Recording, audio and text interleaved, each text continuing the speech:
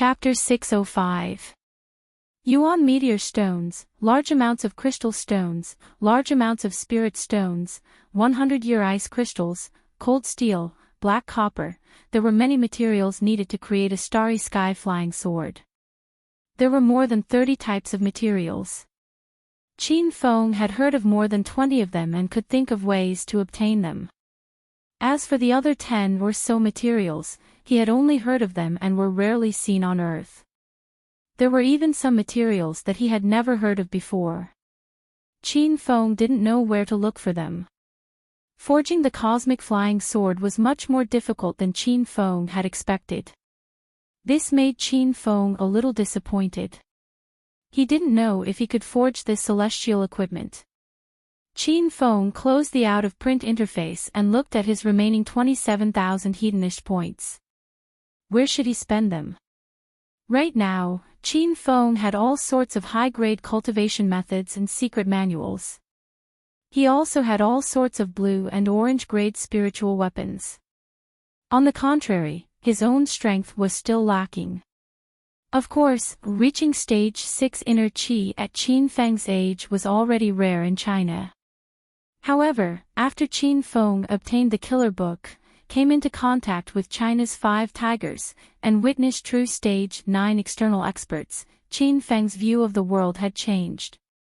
If stage 9 external was already so powerful, then the 9 dragons of China were all stage 9 inner qi experts.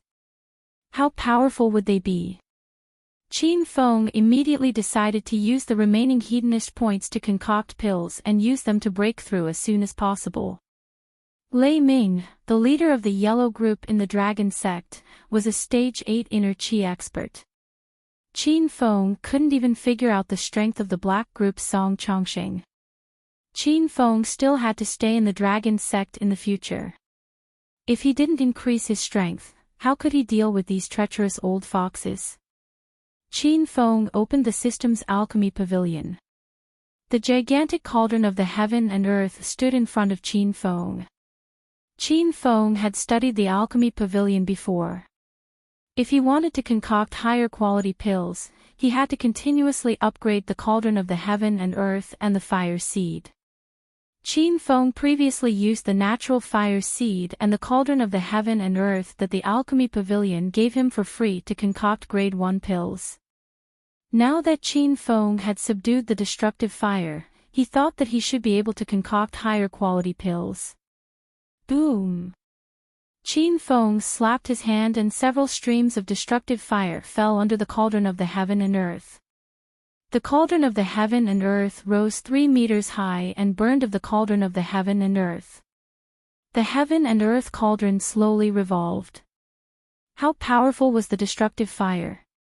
Yet, it was unable to melt the cauldron. It didn't even cause the slightest damage. Qin Feng looked at the pill concoction pavilion's purchase interface. He discovered that only the first-grade pill formulas were lit up. The other pill formulas were gray, indicating that they could not be purchased. Now, all the elixir formulas of grade 3 and below were lit up. This meant that Qin Feng could refine grade 3 elixirs in the alchemy pavilion now that he had the destructive flame. This meant that he was a grade 3 alchemist. Qin Feng's mood immediately improved, and he prepared to choose a rank 3 medicinal pill that could speed up his breakthrough and increase his cultivation. At this moment, Little Pig reminded him, "Master, you can spend 10,000 hedonist points to upgrade the heaven and earth cauldron. After upgrading, with your destructive flames and the upgraded heaven and earth cauldron, Master will be able to refine rank for medicinal pills." Qin Feng's mind stirred. A grade 4 elixir was a grade higher than a grade 3 elixir. The difference between them was like a chasm. Upgrade the heaven and earth cauldron. Qin Feng didn't think too much and spent 10,000 hedonist points to upgrade the heaven and earth cauldron. Rumble. Suddenly, a loud sound rang out, and the ground of the pill concoction pavilion shook violently. The 3-meter-tall heaven and earth cauldron seemed to be covered in a layer of dust. The ancient runes on the cauldron changed, and the giant cauldron began to slowly grow bigger. In the end, it became a super cauldron that was at least 5 meters tall. Compared to the heaven and earth cauldron before it was upgraded, it was clearly more high-end and majestic. After the heaven and earth cauldron was upgraded, Qin Feng discovered that the purchase interface of the pill concoction pavilion had changed. The previously sealed 4th-grade pill formulas were now lit up, indicating that they could be purchased. Qin Feng carefully looked at the pill formulas of various grades. Most of the first-grade medicinal pills started from 1,000 hedonist points, and the higher ones were 3,000 hedonist points. The refreshment pills and healing pills that Qin Feng refined last time cost 1,000 hedonist points. Qin Feng specially looked at the price of the blood qi pill and the inner vitality pill. These two pills were second-grade miraculous pills. Back then, the systems sold the blood qi pill for 1,000 hedonist points each, and the inner vitality pill for 2,000 hedonist points each. The two pill formulas in the pill concoction pavilion cost 3,000 hedonist points. Don't think that 3,000 hedonist points was a high price. This was because the pill formulas contained the ingredients needed to refine the pills, and it could refine 15 pills at a time. In total, one pill was only 200 hedonist points, which was much cheaper than the system's 1,000 hedonist points and 2,000 hedonist points each. Qin Feng finally understood the use of the pill concoction pavilion. With the pill concoction pavilion, not only could he refine all kinds of miraculous pills, but it also saved Qin Feng a lot of hedonist points. Qin Feng no longer hesitated. His gaze fell on the 4th-grade spirit pills, searching for the pill that was most suitable for him. Qi strengthening pill description. A 4th-grade spirit pill can stabilize a martial artist's inner qi, refine inner qi, and speed up the breakthrough of martial artists below stage 6 inner qi. Recipe price, 10,000 hedonist points. After Qin Feng finished reading the introduction of the qi strengthening pill, he went to the general purchase page outside the pill concoction pavilion. A single qi strengthening pill cost 5,000 hedonist points, but the pill concoction pavilion only cost 10,000 hedonist points to refine 8 qi strengthening pills. Qin Feng saved 30,000 hedonist points in one go. Qin Feng still had 17,000 hedonist points left, so he spent 10,000 hedonist points on the qi strengthening pill formula. The remaining 7,000 hedonist points were reserved for emergencies. 10,000 hedonist points disappeared in an instant, and the qi strengthening pill formula was successfully purchased. Qin Feng's mind was flooded with a huge amount of unfamiliar information about refining the qi strengthening pill. At the same time, all kinds of precious medicinal ingredients appeared in the system's storage interface. Qin Feng could use these medicinal ingredients to refine the qi strengthening pill at any time. With the formula and medicinal ingredients in hand, Qin Feng couldn't wait any longer. He immediately started to refine the qi strengthening pill according to the alchemy procedure in his mind. Qin Feng used the talisman of clairvoyance to peep on Hua Yan refining the pill in Chang Xan's villa.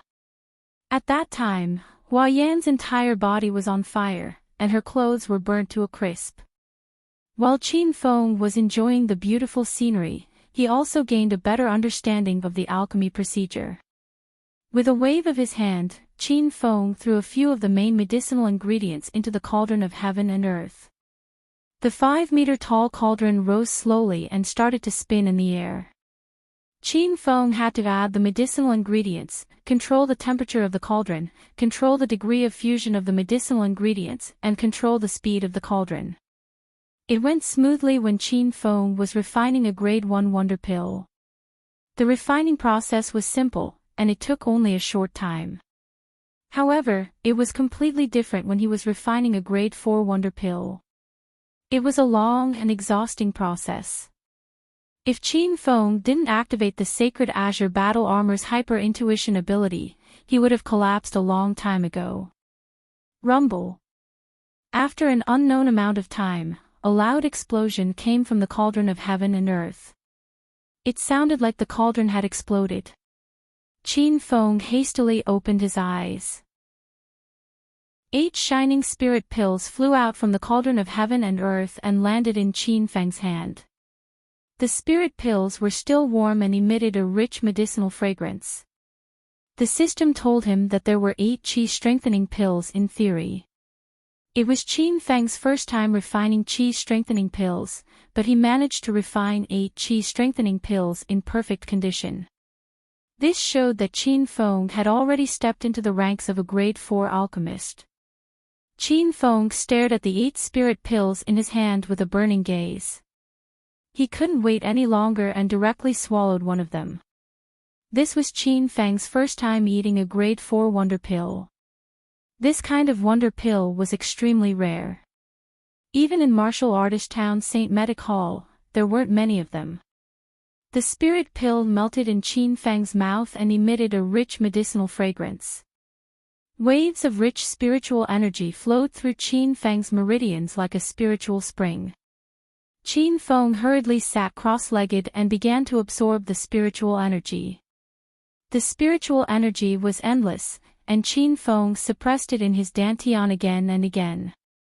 This process was slow and boring, but Qin Feng was never tired of it. He felt that the originally empty depths of his dantian were now filled with spiritual energy, and there was a faint feeling of expansion. Advancing from stage 6 to stage 7 inner qi required a large amount of spiritual energy to break through the barrier. The qi strengthening pill was the most effective spirit pill at this stage. After Qin Feng absorbed all the medicinal energy of the qi strengthening pill, he was already at the bottleneck of breaking through. He only needed a suitable opportunity to smoothly break through this barrier. Qin Feng slowly exhaled. He didn't swallow the second qi strengthening pill. For this kind of spirit pill, the first pill was the most effective. Taking more later pills would have no effect. Moreover, the qi in Qin Feng's body had not completely stabilized.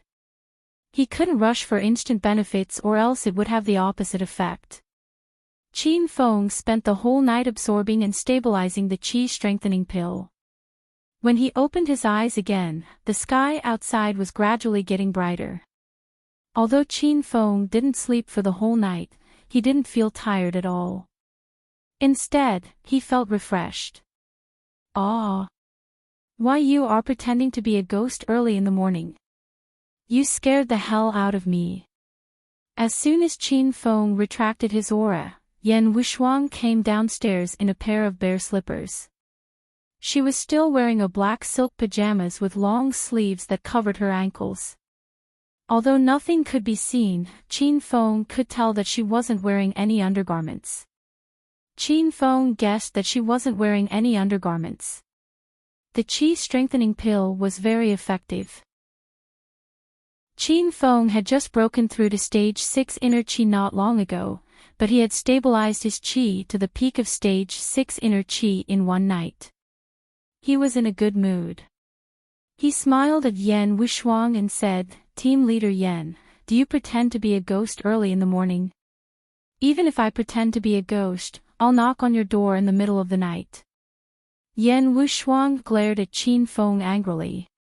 She placed her hands on her hips, puffed out her chest, and sucked in her stomach. "How dare you scare me in the middle of the night? I'll kill you."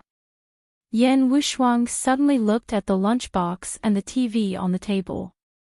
She asked doubtfully, "Did you lie on the sofa and watch TV the whole night? We are on a very difficult mission now.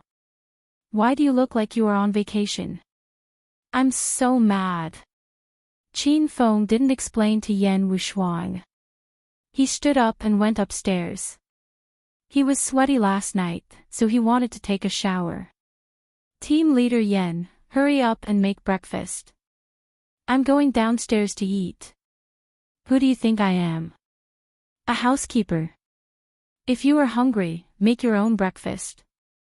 Otherwise, go buy it from the street." Yan Wushuang was very unhappy. Why did she have such a lazy and lecherous partner? How can the food you buy from the street compare to team leader Yan's cooking? "I like your cooking very much. It tastes good." It was rare for Qin Feng to praise Yan Wushuang. Yan Wushuang was stunned. When she regained her senses, she found that Qin Feng had gone upstairs. Yan Wushuang's cheeks were slightly flushed. She walked into the kitchen with a smile on her face. She put on her apron and started to prepare breakfast. At least you know what's good for you. You finally said something sensible. Forget it, who asked this great beauty to be so kind-hearted? Now that I'm in a good mood, I'll make your breakfast as well. Chapter 606. Provincial Capital University Medical College Class 1. The sun rose from the east and the birds chirped happily. There was still half an hour before the first class in the morning, but the classroom of Class 1 was already full of people. Students walked into the classroom from time to time. Those who came later couldn't get a seat and could only stand in the aisle at the back of the classroom. Those who came later couldn't get a seat in the aisle at the back, so they had to stand on the aisles on both sides of the classroom. Those who came later shook their heads in disappointment when they saw that the classroom was already full. They wanted to come back after the first class. They didn't believe that no students went to the toilet after the first class. As long as they saw someone going to the toilet, they would squeeze in and fight for a seat. This was Xiao Feng's charm. It was only his second day in school, and he had only given 2 classes, but he was already deeply loved by the students. Seeing that the first class was about to begin, a group of men and women in suits and leather shoes strode toward the medical college Class 1. These people were foreigners with high noses and blue eyes. They were the exchange delegation from the St. Medical College of the United States. Mike walked in front of the group. His silver hair was neatly combed at the back of his head. Although he was old, he looked energetic. Behind Professor Mike was the lecturer delegation. They were all middle-aged lecturers between the ages of 35 and 40. Behind them were Avril and the other 4 exchange students. The students of Provincial Capital University were very familiar with these 5 people, especially Avril. Many students were talking behind her back about how big her bra size was. Professor Mike, the medical college is in front. We asked around yesterday, and Xiao Feng will be in Class 1 today. Avril, who was walking behind, said in a cold but pleasant voice. Professor Mike and his group stopped and looked at the relatively old building of the medical college in front of them.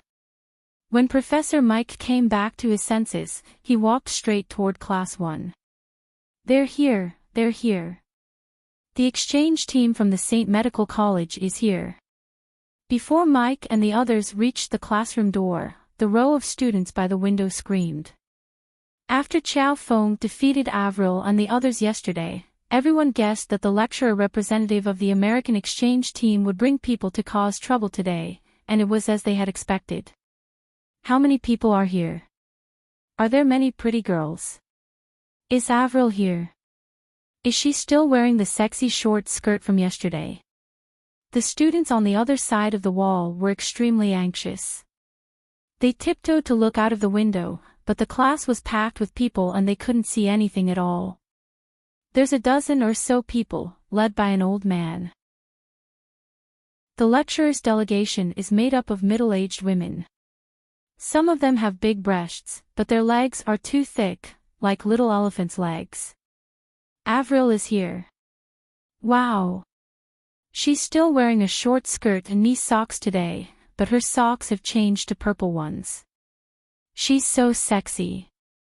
Knowing that Avril was wearing a short skirt and knee socks in the middle of winter, the male students in the class went crazy.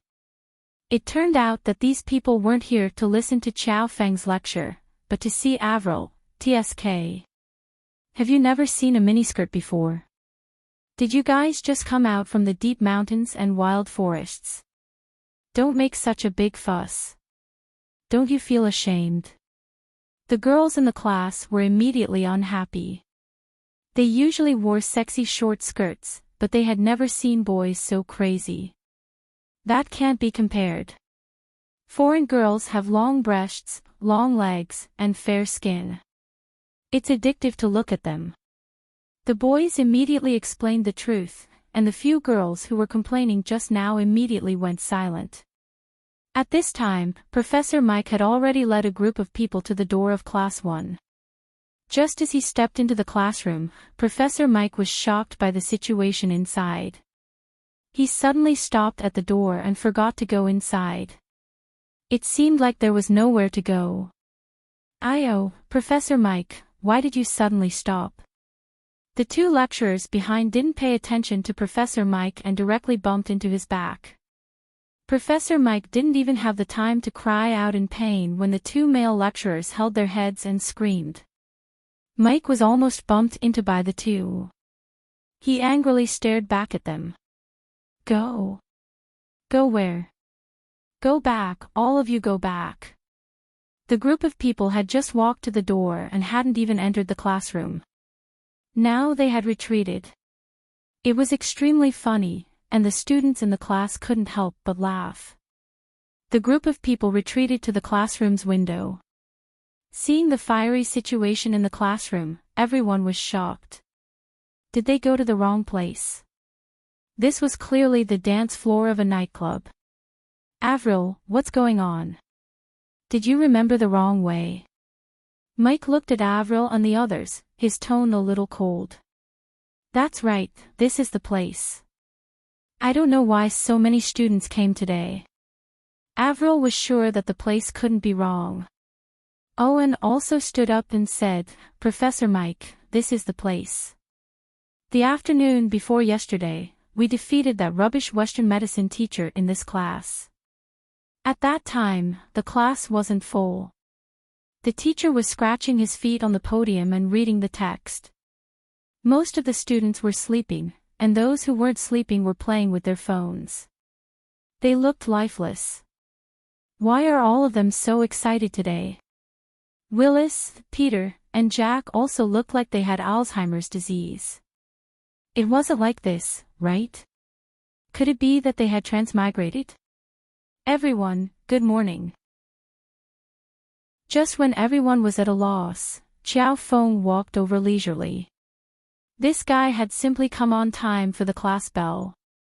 Professor Mike and the others' gazes fell on Xiao Feng.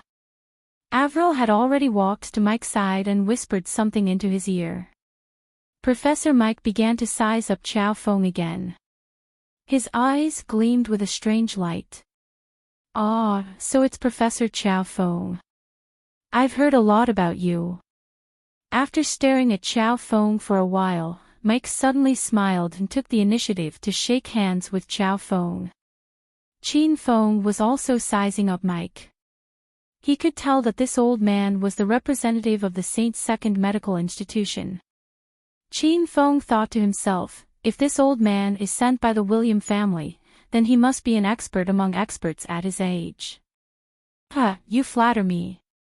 This is only my second day at Provincial Capital University. What kind of reputation do I have?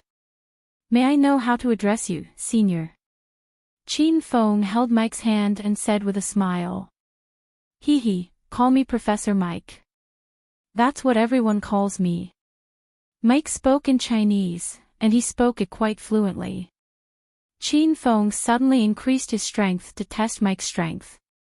"Ah!" Professor Mike screamed in pain and squatted on the ground. "Ouch! Professor Xiao Feng, let go of me. It hurts. It hurts so much that my bones are about to break." An old man in his 60s was squatting on the ground with cold sweat all over his forehead. He was groaning in pain. This scene instantly enraged the representatives of the Saint Second Medical University. They surrounded Qin Feng and looked as though they wanted to bite him to death. "Hey! Why are you so rude? Our Professor Mike is in his 60s. Why are you pinching him? Do you think this is arm wrestling? Let go of our Professor Mike. You Chinese people are too rude." Oh, I know. Did you know that Professor Mike is here today? Are you afraid that your medical skills are inferior to Professor Mike's? That's why you want to break Professor Mike's hand. That's right. That must be it. The representatives of the St. Second Medical Association were all talking at once. Even Chin Feng was impressed by their imagination. Professor Mike's forehead was drenched in cold sweat and his face was as red as a pig's liver. Chin Feng quickly let go of the old man's hand. Did I guess wrong? Hee hee. Professor Mike, I'm really sorry. I'm born with great strength. Sometimes, I can't control my strength when I'm agitated. I'm too excited to see Professor Mike. I heard that Professor Mike sells the best French fries.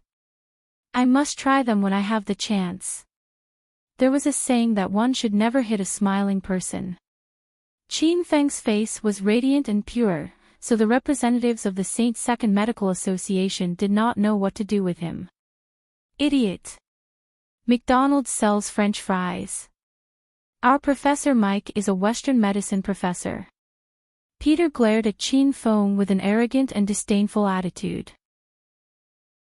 The members of the St. Second Medical Association twitched their mouths. Of course, they had heard Chin Feng mention that Professor Mike sold French fries. However, it was obvious that Chin Feng was insulting the professor. It would be better if Chin Feng did not say it out loud. Instead, it would be embarrassing for the representatives of the St. Second Medical Association. Everyone was well aware that they did not mention this matter.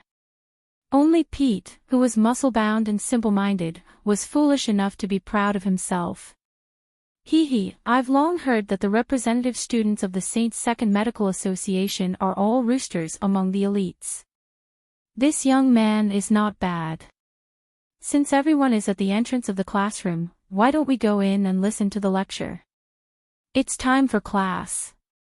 After Chin Feng finished laughing, he acted as if nothing had happened and walked into Class 1's classroom, minding his own business. Peter's expression became even prouder when he was singled out by Chin Feng. He muttered to himself, "Humph. You have good taste, kid." After entering the classroom, Chin Feng finally understood why Professor Mike and the others were standing outside the classroom. "Professor Chow Feng, you're late. You're late by 3 minutes and 3 seconds. You'll have to make up for the lost time after class." "Professor Chow Feng, were you fighting with the representatives of the St. Second Medical Association just now? Do you need our help? If your medical skills are inferior to the representatives of their lecturers, you should tell us earlier. We'll cripple their lecturers' hands and let them compete with you." The corner of Chin Feng's mouth twitched violently when he heard the students coming up with all kinds of rotten ideas. These were all his students. When Professor Mike saw that Chin Feng had entered the classroom, he led a group of people to the classroom's entrance. Professor Mike heard the students' rotten ideas as soon as he entered the classroom. He was so angry that he almost fell to the ground. "Professor Chow Feng, there are too many students in your class. I'm afraid that more than half of them are from other classes or departments. I hope you can drive away the extra students so that the quality of teaching will not be affected." Professor Mike had a belly full of anger even before he started his medical competition with Chin Feng. The students in the class were not happy to hear Mike's words and started to shout angrily. They started to complain because they didn't want to leave. They still wanted to watch Professor Chow Feng act cool and learn from him. "Be quiet. Be quiet." Chin Feng slammed the table, and the students didn't dare to make a sound. Chin Feng didn't reprimand the students for being noisy. Instead, he looked at Professor Mike and said, "Professor Mike, this is how I usually teach. I never ask the extra students which department or class they are from. As long as they sincerely want to learn Chinese medicine and like to listen to my class, then they are my students. I teach Chinese medicine and knowledge, not students. If Professor Mike thinks the classroom is too crowded, then don't come in and listen to my class." Chin Feng's tone was relaxed, but it was filled with unquestionable determination. The more than 200 students in the class were moved to tears. Professor Mike was so angry that he blew his beard and glared at Qin Feng, but he couldn't refute Qiao Feng. This was Provincial Capital University's classroom, and this was Qiao Feng's class. What could Professor Mike do? Humph. How arrogant. If you don't want to listen, then don't listen. Who do you think you are? Your class isn't worthy of our Professor Mike's status. Peter, who was standing at the back of the crowd, was already angry. He turned around and was about to leave. At this time, Professor Mike brought the group into the classroom. Everyone lined up on the podium behind Qin Feng. Peter walked halfway and looked back. He immediately chased after Qin Feng. Professor Mike, AI. Everyone wait for me. The classroom was full, and only the podium had some space. However, this space was usually reserved for teachers and students who were punished for being mischievous in class. Professor Mike and his group stood there and were stared at by more than 200 students below. They felt a little uncomfortable all over their bodies. However, things had already come to this, so Professor Mike had no other choice. He stood at the very center of the podium and looked at Qin Feng's back thoughtfully. Who knew what he was thinking? Chapter 607. Dressed in a handsome white suit, Qin Feng stood tall and straight with his hands clasped behind his back. He stood under the sunlight with a smile on his face. His gaze swept across the 200 students below the podium as he wanted everyone to see his handsome and tall side. However, the students always inadvertently forgot about Professor Qiao Feng's appearance. This teacher was simply too ordinary. Students, stand up. Lu Jia, who was sitting in the last row of the class, shouted. The students who were standing in the aisle did not move, but the students who were sitting in their seats stood up in unison. More than 200 people shouted in unison, and their voices were deafening. Good morning, Professor Qiao Feng. This scene shocked the representatives from the St. Medical Academy who were standing on the podium. The students were so enthusiastic and eager to learn. They couldn't even see such students in their school. Qin Feng nodded in satisfaction and said in a loud and clear voice, Students, please take your seats. The class will now begin. In this class, we will be talking about the Chinese medicine's observation, listening, questioning, and pulse. I heard that all of you have learned from a Chinese medicine teacher before.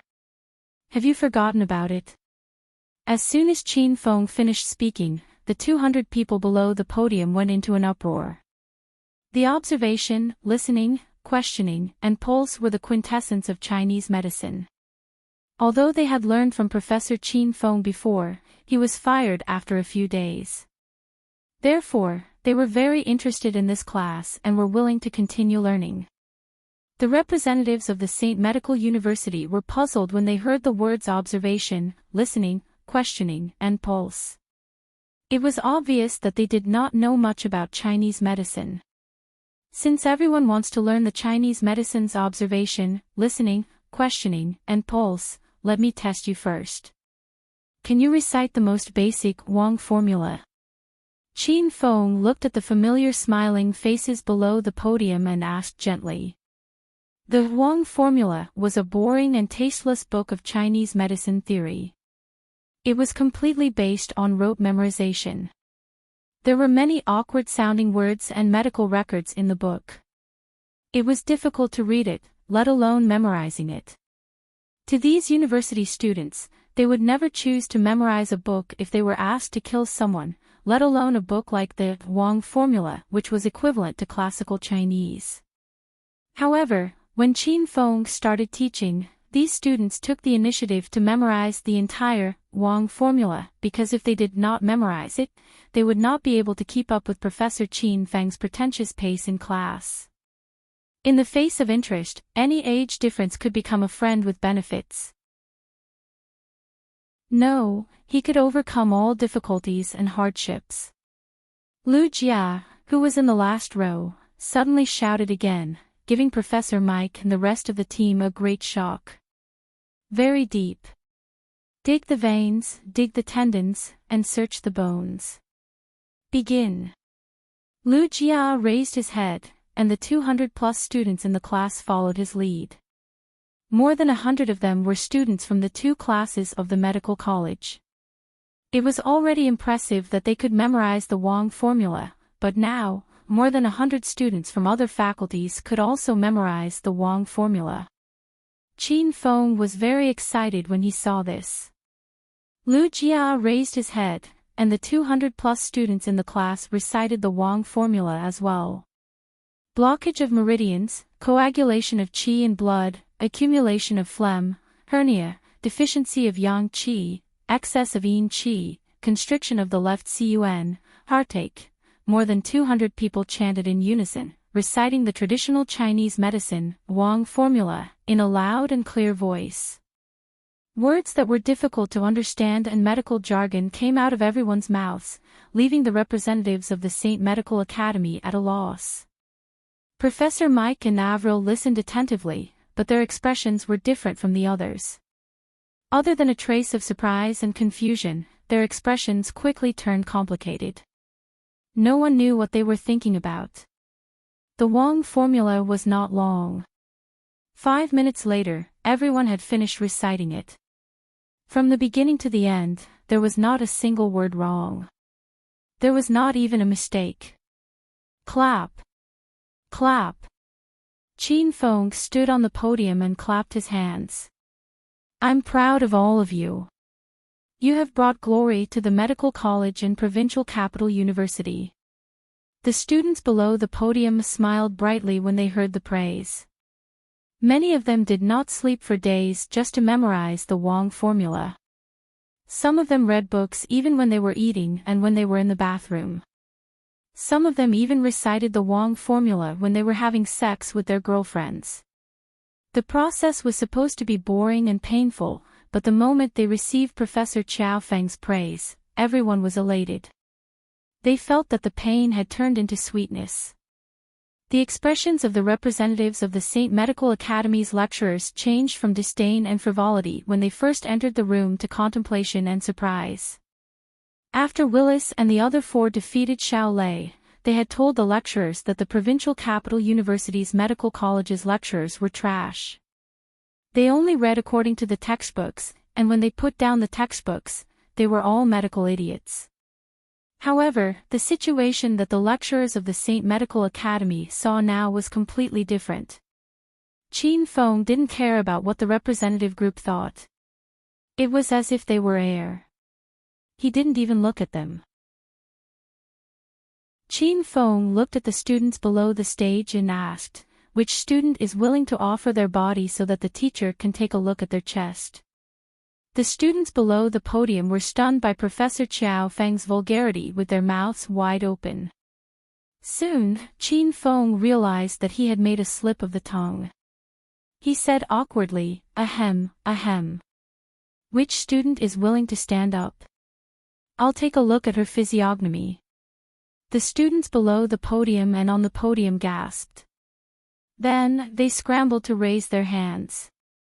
Boys, don't raise your hand, Qin Feng said. Suddenly, he lowered half of his hand. Ahem, ahem. Miss Hua Yan, please stand up and cooperate with me. Qin Feng immediately recognized Hua Yan's chest among the 200 students and asked her to stand up. Hua Yan stood up. Her tall and sexy body caused a wave of exclamations among the students. Qin Feng waved his hand to signal the students to quiet down. Then, he looked at Hua Yan and stared at her collar for a while. Then, he cleared his throat and said in a serious tone, this student has phoenix eyes, willow leaf eyebrows, cherry lips, and an oval face. Her skin is as fair as snow, and the bridge of her nose is high and natural. She's indeed one of the prettiest girls in the medical college. The 200 students below the podium were still in a daze after Qin Feng's words. Didn't he say that he taught Chinese medicine? Why did he suddenly teach picking up girls? At least tell us so that we can take notes. Ha! What kind of nonsense is this? Teaching students to pick up girls in the classroom. Is this the Chinese medicine teacher of the medical college? Is this the famous Chinese medicine skill of China? Is this the fucking skill of picking up girls? Peter's mocking voice came from behind Qin Feng. He purposely raised his voice so that many students in the class could hear him. The students of the medical college were furious. They couldn't tolerate people from other universities to insult their medical college, provincial capital university, and Chinese medicine. However, they couldn't refute Peter because what Professor Qiao Feng taught them was indeed the skill of picking up girls. Ha! Which student was talking behind me just now? Qin Feng turned around and looked at the representative group of St. Medical College with a puzzled expression. Peter was here with Professor Mike and the lecturers to make a scene. He wasn't afraid of Qin Feng. He took a step forward and said, "It's me." "What's wrong? Do you think I said something wrong?" Qin Feng looked in Peter's direction. After a while, he said with a smile, "Oh, it's little brother Charcoal. You're so dark that I almost can't see you." Pete was too unscrupulous. Qin Feng's little joke almost made Pete faint from anger. Without waiting for Pete to speak, Qin Feng continued, "I was just joking with everyone just now to lighten the atmosphere in the classroom and raise the students' enthusiasm for learning. Next, we will officially enter into the Chinese traditional Chinese medicines Wang, Wen, and Qian. Which student is willing to stand up and let me see you?" Qin Feng suddenly became serious. The students in the class who were laughing also quieted down. After a while, Ma Chao stood up. "Professor, please take a look at me. I'm not feeling well recently." Qin Feng still remembered Ma Chao. He used to be a bully in the class. On the first day Qin Feng came, he taught this guy a lesson. Now, he and Lu Jia were both hardcore fans of Qin Feng. Qin Feng's expression was serious. His eyes fell on Ma Chao's face, from his hair to his chin. He looked at every part of Ma Chao's face very carefully. All the students held their breath. They were afraid that they would affect Professor Qiao Feng's performance. The classroom fell into a dead silence. The sound of a needle dropping could be heard. This student's glabella is dark, his lips are purple and slightly chapped, his eyes are turbid and lifeless, and his complexion is pale.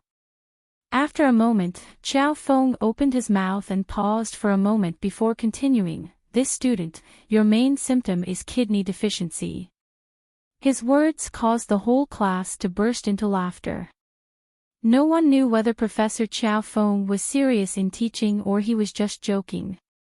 Ma Chao's face turned red when he heard Qiao Feng said that he had kidney deficiency. He did not refute and quickly sat back down.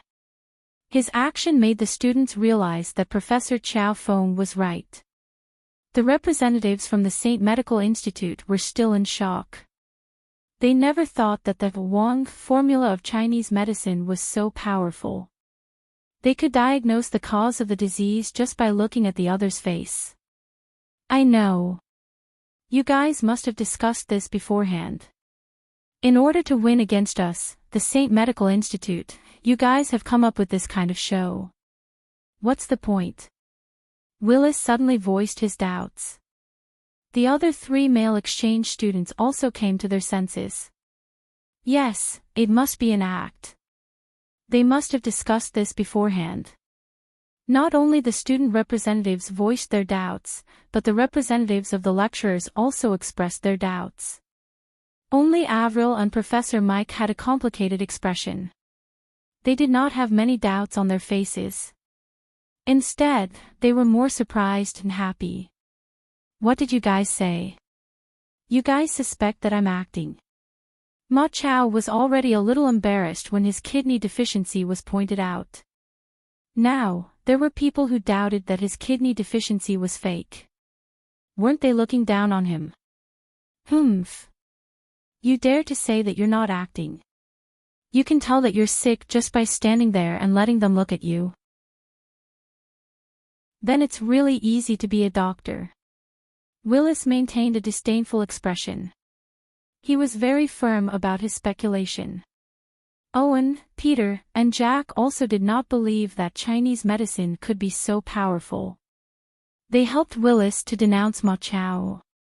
Instantly, the 200 students in the class were furious. All of them stood up and glared at the representatives of the exchange group from the St. Medical Institute. They knew that Professor Chow Fong and Ma Chao were definitely not acting. Almost all the students in the class knew that Ma Chao had kidney deficiency. There was no need for him to act. Everyone, quiet down. Qin Fong slammed the table and yelled when he saw that both parties were quarreling fiercely and were about to start a fight. The students in the first class immediately quieted down. However, they still glared at the exchange students with resentful eyes to express their anger. P.S. Today's chapter has been repeated. If you encounter this kind of problem in the future, just refresh the book or uninstall it and add it to your collection. Please forgive the inconvenience. Chapter 608. Professor Chow Fong. My student's suspicion is possible. I know that Chinese medicine is extensive and profound, but it's our first time in China and we don't know much about Chinese medicine. You were able to tell the cause of his illness just by looking at his physiognomy. It's hard for my students to believe you. I hope you can think of a way to convince my students. Professor Mike spoke. Obviously, he was on the side of Willis's students. Qin Fang's expression never changed. He looked at Professor Mike and said, Professor Mike, you've been selling French fries for so many years. I'm sure you have a lot of ideas. Can you help me think of a way to convince your students? Qin Fang's words almost made Professor Mike vomit blood. The medical college class 1 was in an uproar. Did I hear that right? Professor Chow Fong said Professor Mike sells French fries. Is that true? It should be true. Look at that old man, he didn't refute it. I guess he sold French fries for a living before he became a doctor. What an inspiring story. We have to learn from Professor Mike. The students in the class were talking at the top of their lungs. Even if Mike didn't want to hear them, their voices would still enter his ears. Professor Mike's eyes were red. He looked at Qin Fong and said, Professor Chow Fong, why don't you take a look at the 5 exchange students? If you can point out their health problems, you'll be able to convince them. Okay. Professor Mike's suggestion was not bad, so Qin Fong agreed without hesitation. Since Willis was the first one to question Qin Fong walked to Willis and stared at him with his deep black eyes. He carefully observed every detail of Willis's face. He stared for a long time. Qin Fang's face darkened. Ever since he mastered the 5 elements acupuncture technique and 100 herbs sutra, he had transformed from a Chinese medicine idiot to a Chinese medicine expert. He could point out the health problems of over 200 students just by looking at their physiognomy. However, after staring at Willis's face for a while, Qin Fong felt that something was wrong, but he couldn't tell what was wrong. Willis's complexion was very good. Obviously, he didn't have those common illnesses. Moreover, he didn't have any obvious symptoms. Moreover, Willis was a foreigner. It was Qin Fang's first time reading a foreigner's physiognomy, so he couldn't find the cause. Professor Chow Fong. How is it? You've been staring at me for so long without saying anything. Could it be that you've fallen for me? I'm not interested in men. Willis looked at Qin Fong with a smug expression. He didn't forget to mock Qin Fong. As a child of a noble family, Willis's body had been nurtured well since he was young. He didn't do any manual labor, so what problem could he have? Willis was also a medical student, so he was very particular about his diet and habits. He knew that there was nothing wrong with his body, not even the cause of suboptimal health. Moreover, there was an unknown secret in his body. Willis did not believe that Xiao Feng could see through his secret.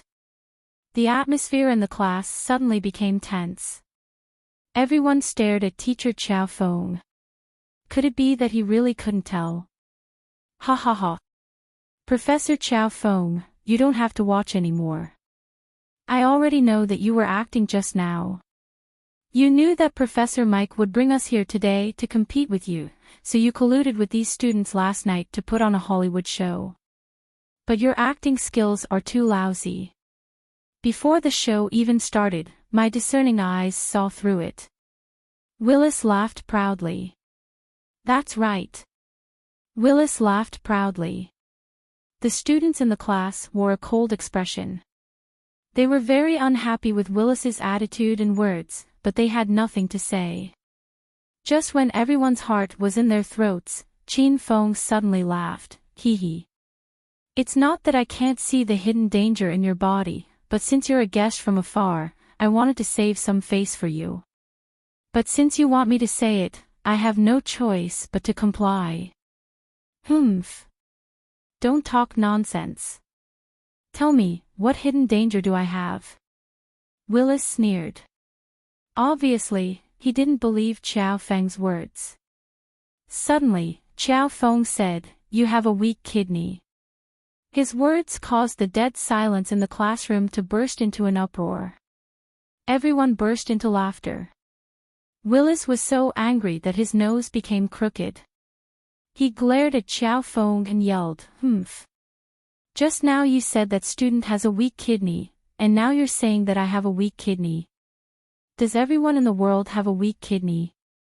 Or is it that your Chinese medicine can only treat a weak kidney? Isn't this a little too ridiculous?" Willis's words made the exchange students laugh as well. Xiao Feng looked at Willis with a deadpan expression and said, "You really have a weak kidney. And you have asthma, the kind that's contagious." Boom. Xiao Feng's words were like a time bomb. Moreover, it was a bomb that had already been detonated. The classroom instantly boiled with excitement. Willis has asthma. And it's contagious. Isn't this too fucking scary? The students standing beside Willis were also shocked. Although they didn't really believe Xiao Feng's words, they instinctively took a few steps back and maintained a certain distance from Willis. Willis's expression became colder and colder. He was so angry that the veins on his forehead bulged. How could you believe the nonsense he made up? If I really have asthma, you guys who have been my classmates for 3 years would have been contagious. The students who retreated immediately regained their senses and walked back to Willis's side. They looked at Willis embarrassedly. Xiao Feng, on the other hand, kept staring at Willis's face. He could tell that Willis was in good health. However, everyone had some hidden ailments. As long as these people were angered, their hidden ailments could be better observed. Xiao Feng's previous words were indeed nonsense. His purpose was to provoke Willis and make him angry so that he could observe Willis's condition. Soon, Qin Feng realized that Willis instinctively covered his abdomen with one hand when he was angry. When he opened his mouth to defend himself, Qin Feng also saw the color of his tongue. "How dare you slander me? Is it because I exposed your trick that you're slandering me? Are you trying to ruin my reputation?" Humph. Provincial Capital University is really a bunch of despicable people. Willis was so angry that his face turned red. He glared at Qin Feng coldly. No one understood Qin Feng's purpose. The exchange students and lecturers' representatives were also condemning Qin Feng. Professor Mike and Avril had been watching Qin Feng's every move, but they still couldn't figure out what Qin Feng was trying to do. Ha! Don't be angry, Willis. I was just joking with you. I've long heard that foreigners are very humorous. Looks like that's not the case. Qin Feng smiled. Then, his expression suddenly turned serious. Willis, your body is in good health, but you have a hereditary stomach ailment. Qin Feng's mood swings confused the representatives of the exchange team. They didn't know which part of Qin Feng's words was a joke and which part was the truth.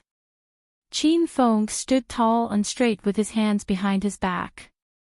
His expression was serious, and his voice was steady. However, the representatives of the exchange team thought he was joking again. What hereditary stomach ailment? Why don't you say sexual ailment? The lecturers of the exchange team discussed incessantly. They were extremely dissatisfied with Qin Feng. However, Willis's expression was dull. His eyes were lifeless as if he was struck by lightning. The contemptuous and arrogant sneer that hung on Willis's face was long gone. It was replaced by a shocked expression. He did have a hereditary stomach ailment, but only he knew about it. Even his classmates didn't know about it. This kind of hereditary ailment was usually very obscure. As long as he didn't say it out loud, no one would be able to tell. Willis couldn't figure out how Qin Feng found out about it. At the same time, Willis was even more worried. Did Qin Feng see through the other big secret of his body? You're talking nonsense again. Willis didn't want to admit it. He looked at Qin Feng nervously. You know best whether I'm talking nonsense or not. Qin Feng shrugged indifferently. He looked at Qin Feng with a carefree expression. How did you find out? Did you see any other hidden ailments in my body? Willis couldn't take it anymore. He was very curious about this question. Of course it's from the physiognomy.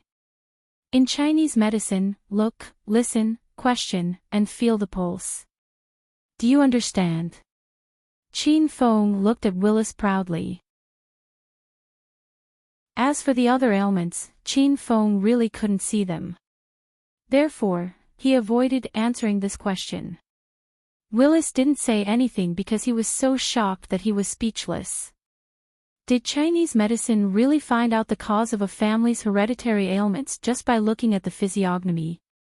Did they install a B-mode ultrasound machine in their eyes? The lecturers and student representatives of the St. Medical Institute saw the drastic change in Willis's expression. Although they didn't hear Willis admit it, they could guess what had happened. No one dared to say anything. Only the muscular and simple-minded Peter glared at Qin Feng confidently. He said playfully, "Don't talk nonsense, kid. How can a person with a mouth full of nonsense like you be a teacher? Is Provincial Capital University's medical school going to close down? Why do you keep inviting some weirdos to make up the numbers?" Ha ha ha. Peter seized the opportunity to mock Qin Feng. Of course, he wouldn't let it go. However, he suddenly stopped after laughing 3 times. He looked at his companions with a strange expression. "Professor Mike, what's wrong with you guys? This teacher is simply spouting nonsense. China's traditional Chinese medicine is a liar. We've already won today's battle before it even started. Hurry up and laugh with me." Peter was still immersed in his own thoughts. He looked at the people around him with an incredulous expression. Professor Mike wanted to kick Peter out of the classroom. He glanced at Willis before turning to Qin Feng and said, "Professor Chiao Feng's Chinese medicine skills are really amazing. You've really broadened our horizons today. You flatter me. Chinese medicine is broad and profound. I've only learned a little bit about it. I'm sorry for my incompetence just now." Qin Feng and Mike looked calm on the surface and even flattered each other. However, Mike was infuriated. Although Willis didn't admit that he had a hereditary stomach ailment, as long as one wasn't an idiot, he could tell that Professor Chiao Feng was right. Willis couldn't refute Professor Mike's words. In an instant, the classroom was filled with excitement. The students of the medical institute cheered and jumped in joy. Professor Chow Fong is so cool. I thought the old man leading the team from the St. Medical Institute would be amazing. TSK. Those lecturers and representatives are even worse. They're nothing in front of Professor Chow Fong. Didn't Professor Chow Fong say that the old man called Mike used to sell French fries? He switched to medicine halfway through. How amazing can he be?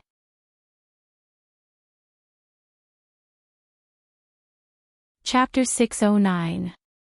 The representatives of the St. Medical Institute were very angry, but no one said anything. This was because it was not the right time to talk. If they said too much, they would be slapping themselves in the face. They still cared about their reputation. Peter suddenly took a step forward and glared at the students below the stage. Don't talk nonsense. How many times do I have to tell you before you can remember? Professor Mike doesn't study Western medicine. He sells French fries. In his agitation, Peter reversed his words. Suddenly, a muffled sound came from the podium. Someone suddenly fainted. Professor Mike. Professor Mike, what's wrong? Oh no, Professor Mike has fainted. Exclamations came from the podium. Professor Mike had fallen to the ground, and his body was still twitching. This scene frightened Peter. He quickly surrounded Professor Mike and shouted his name. Professor Mike, why did you faint? Wake up, please. Who made you faint? The medical students had also noticed the situation at this time, and everyone's discussion came to an abrupt halt. More than 200 pairs of eyes fell on the podium. Many people stood up and tiptoed to see, but Professor Mike was blocked by the podium. No one could see the specific situation. Disperse, everyone disperse quickly. Maintain air circulation. Don't let Professor Mike suffocate.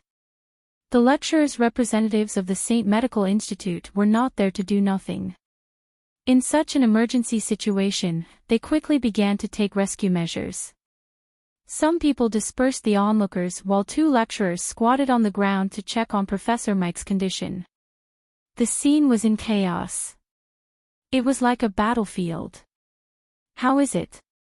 What's wrong with Professor Mike? Should we call an ambulance? The lecturers responsible for dispersing the students looked back at the podium. The 2 lecturers squatting beside Professor Mike frowned. One of them said, breathing difficulties, weak heartbeat, weak pulse, and weak breath. It's likely a heart attack. Professor Mike was an old man, and most of them had heart problems. If it was a heart attack, he had to be sent to the hospital as soon as possible. Then quickly call an ambulance. Ask that teacher if there's an ambulance in their school. Let them help. Professor Mike had suddenly fainted, and it was very likely a heart attack. The lecturer's representative from the St. Medical Institute ignored the unhappiness between the 2 sides and looked at Chow Fong to ask for his help. Chow Fong had been observing Professor Mike's condition for a long time. Looking at his condition, there was an 80% chance that he had a heart attack. I might be able to cure him. Chin Fong walked to Professor Mike's side. The 2 lecturers squatting on the ground looked worriedly at Chin Fong and didn't move out of the way. Peter angrily rushed up and blocked Chin Feng's path. Don't even think about getting close to our Professor Mike. I don't believe you're so kind as to save him. What if you want to harm him? When the medical students heard Peter's words, they gritted their teeth in anger. Would teacher Chow Fong frame Professor Mike at this time? That's possible. Chin Fong didn't care about Peter's attitude. He shrugged and said, do whatever you want. I think Professor Mike can only hold on for 10 minutes. Even if the medical school has an ambulance, it'll take at least 10 minutes to get here and send him to the emergency room. If Professor Mike dies halfway, you won't have fries to eat. Peter glared fiercely at Chin Fong. He clearly didn't like what Qin Feng had just said, but he had to admit that Qin Feng's words made sense. Let him try. Avril suddenly walked over and pulled Peter away. Everyone looked at Avril in surprise and couldn't make up their minds for a moment. Avril glanced at Qin Feng and said calmly, "Did you guys forget?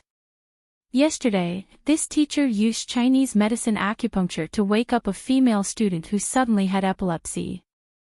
I believe that he has the confidence to wake Professor Mike up." Qin Feng also looked at Avril. Previously, he suspected that Avril might have been sent by the William family. Now, Qin Feng was more and more suspicious of her because this woman never panicked. When Professor Mike suddenly had a heart attack, the other lecturers and student representatives were all anxious and sweating, but Avril acted as if nothing had happened. Let him try, maybe he really can. Willis was the second to stand up. Then, Owen and Jack also nodded. This teacher's acupuncture skills are indeed amazing. Professor Mike's situation is getting more and more critical. Let him treat him first. A few of the student representatives spoke up. The lecturers glanced at each other and finally agreed to let Qin Feng treat Professor Mike. Everyone consciously made way. Qin Feng walked to Professor Mike's side and squatted down. First, he scanned Professor Mike's face, then he placed his hands on the artery of his neck and put his ear near Professor Mike's chest. Qin Feng observed Professor Mike for a long time. He read Professor Mike's face, took his pulse, and even bought a talisman of clairvoyance. However, he still couldn't determine the cause of Professor Mike's illness. Qin Feng felt a little helpless.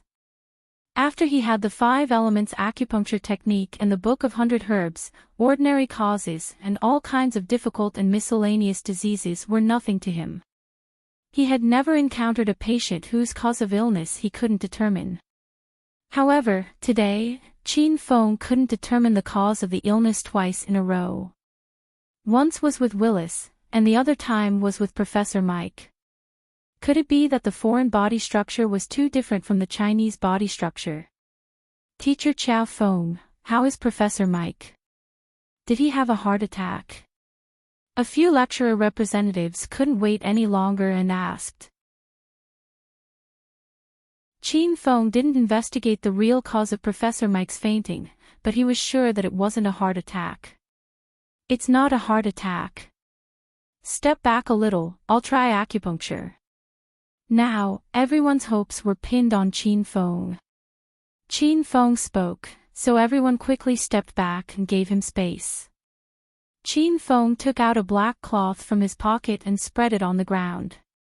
There was a row of silver needles of different lengths and thicknesses. After the silver needles were arranged, Qin Feng directly shot them out. His movements were extremely fast, so fast that everyone was dazzled. No one could clearly see the specific trajectory of Qin Feng's silver needles. In the blink of an eye, 6 silver needles had landed on several of Professor Mike's main acupuncture points. Whoosh! Everyone sucked in a breath of cold air. Needless to say, it was the first time they saw Qin Feng perform acupuncture, and some of them screamed in surprise. This was the second time the 5 student representatives had seen Qin Feng's acupuncture skills, but they were still shocked to the core. The 4 male students yelled in their hearts, how many times did he have to practice to have such a fast hand speed? Whoosh whoosh whoosh. Qin Feng's expression was solemn, as if he was isolated from the world. He paid no attention to the screams and discussions around him. He first applied the needles with one hand, then raised his other hand. Both of his hands danced and spun in the air. The silver needles fell one by one precisely, light and natural. It was as gentle and harmonious as an ancient beauty embroidering a painting. In the blink of an eye, there were 8 more silver needles on Professor Mike's body. In a breath's time, Professor Mike's body was covered with silver needles. The surrounding people held their breaths, as if they would disturb Qin Feng. Qin Feng wasn't performing acupuncture at all. He was clearly performing a kind of aesthetic and lively art.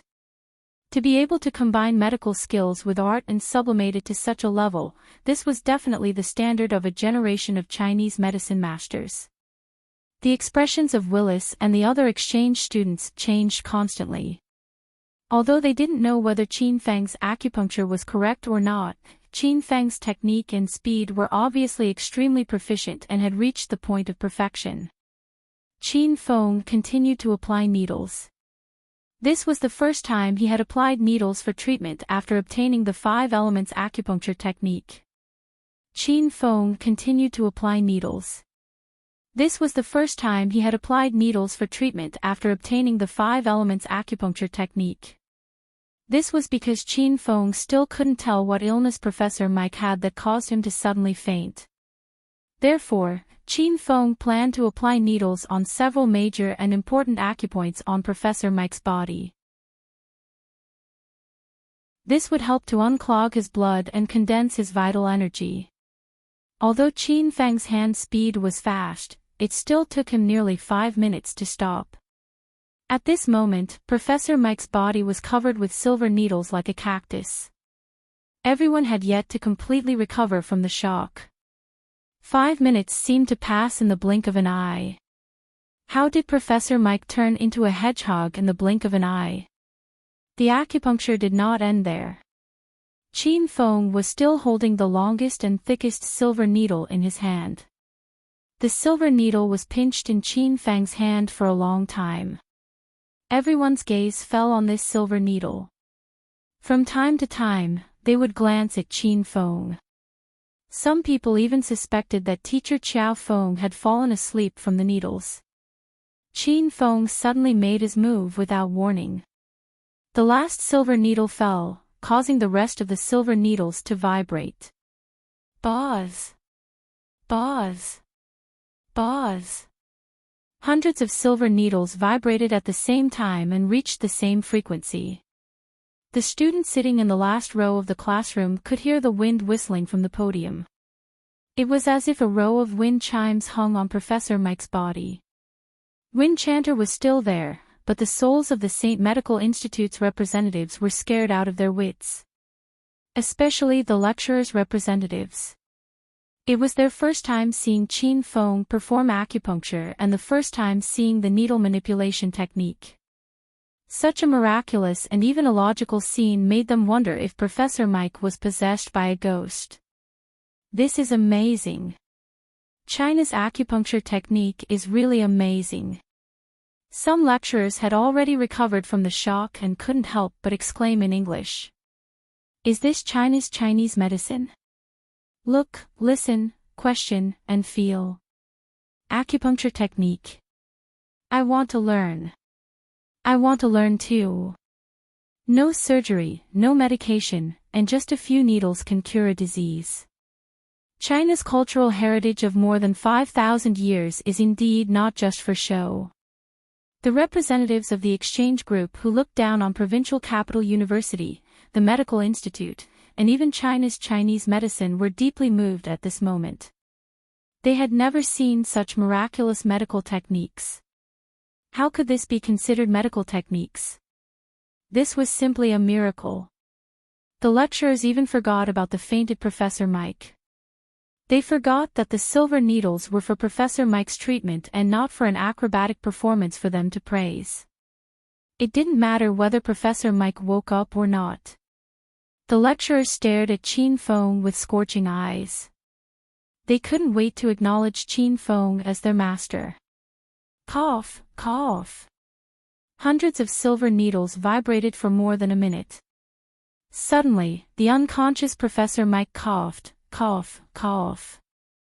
Where is this place? Why am I lying on the ground?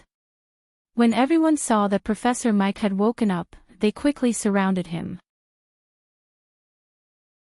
Their faces were filled with surprise and astonishment. You're awake. You're really awake. Professor Mike, are you all right? How do you feel now? Do you need me to send you to the hospital for a checkup? The lecturers and students of the St. Medical Institute looked at Professor Mike worriedly. Professor Mike's memory seemed to be recovering. He looked at everyone for a while with a puzzled expression. Then, he stood up. Did I suddenly faint just now? Which one of you saved me? Professor Mike glanced at the people of the St. Medical Institute. Everyone shook their heads. Avril took a step forward, pointed at Chin Fong, and said, Professor Mike, we were helpless when you suddenly fainted. We were going to send you to the emergency room, but Professor Chiao Fong came to your rescue and saved you with Chinese traditional medicine.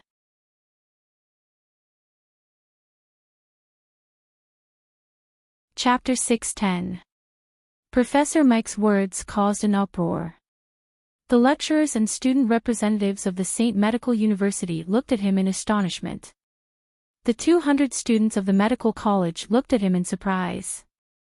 Professor Mike had praised Chin Fong and Chinese traditional medicine, which indirectly indicated that the St. Medical University had admitted defeat in this medical competition. Professor Mike, the lecturers hurried to Mike's side and looked at him nervously and unwillingly. Mike waved his hand to interrupt them and said calmly, I know what you want to say, but what's the use of saying it? What's the use of refusing to accept it if you're not convinced? Why didn't you wake me up when I fainted? Because you in Western medicine couldn't help me, but Professor Chiao Fong woke me up with his Chinese acupuncture technique. It's obvious who's stronger and who's weaker. There's no need to explain. Professor Mike's words made the lecturer's delegation speechless. Willis's students even lowered their heads. They naturally understood what Professor Mike meant, but they were representing the St. Medical University.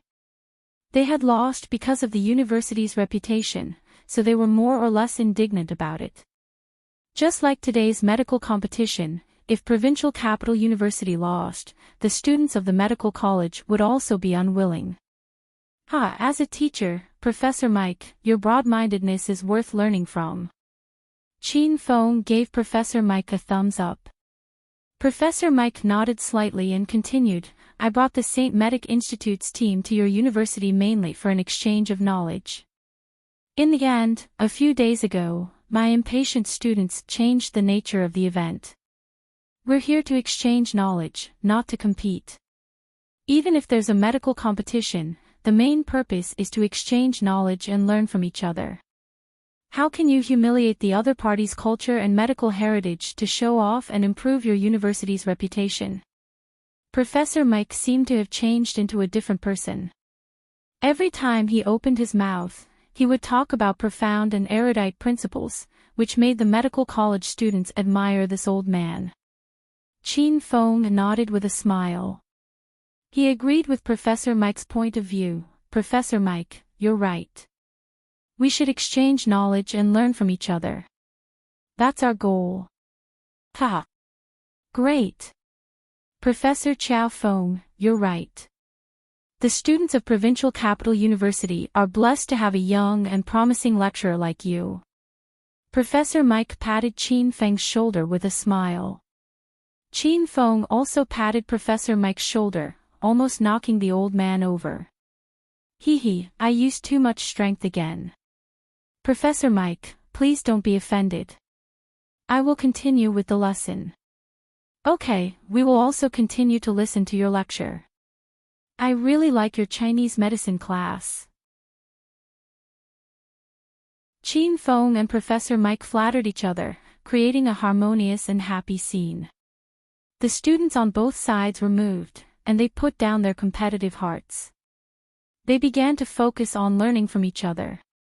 At that moment, Principal Wang Zhongguo rushed over with a group of old fogies at the entrance of the medical college. They had guessed that the representative from the St. Medical College would come to get back at them, but they hadn't expected them to come so early. As soon as Wang Zhongguo and the others arrived at the classroom door, they saw the scene of Professor Mike and Chin Fong getting along well. They also heard Professor Mike take the initiative to admit defeat to Chin Fong, which made these old antiques extremely happy. Professor Chiao Fong is really amazing. I knew he was a dragon among men. He defeated the entire representative from the St. Medical College by himself. That's really amazing. Wang Zhongguo was grinning from ear to ear. Lu Feng, the dean of the medical college, immediately flattered him. Principal Wang, you have a good eye. I believe that under your leadership, Provincial Capital University will only get better and better. Principal Wang, I saw that Professor Chiao Feng and Professor Mike seem to have reconciled. What they said makes sense. This exchange is mainly about learning, so don't you think we're adding insult to injury? An old professor asked timidly. Wang Zhongguo glared at the old man and said snappily, how is this adding insult to injury?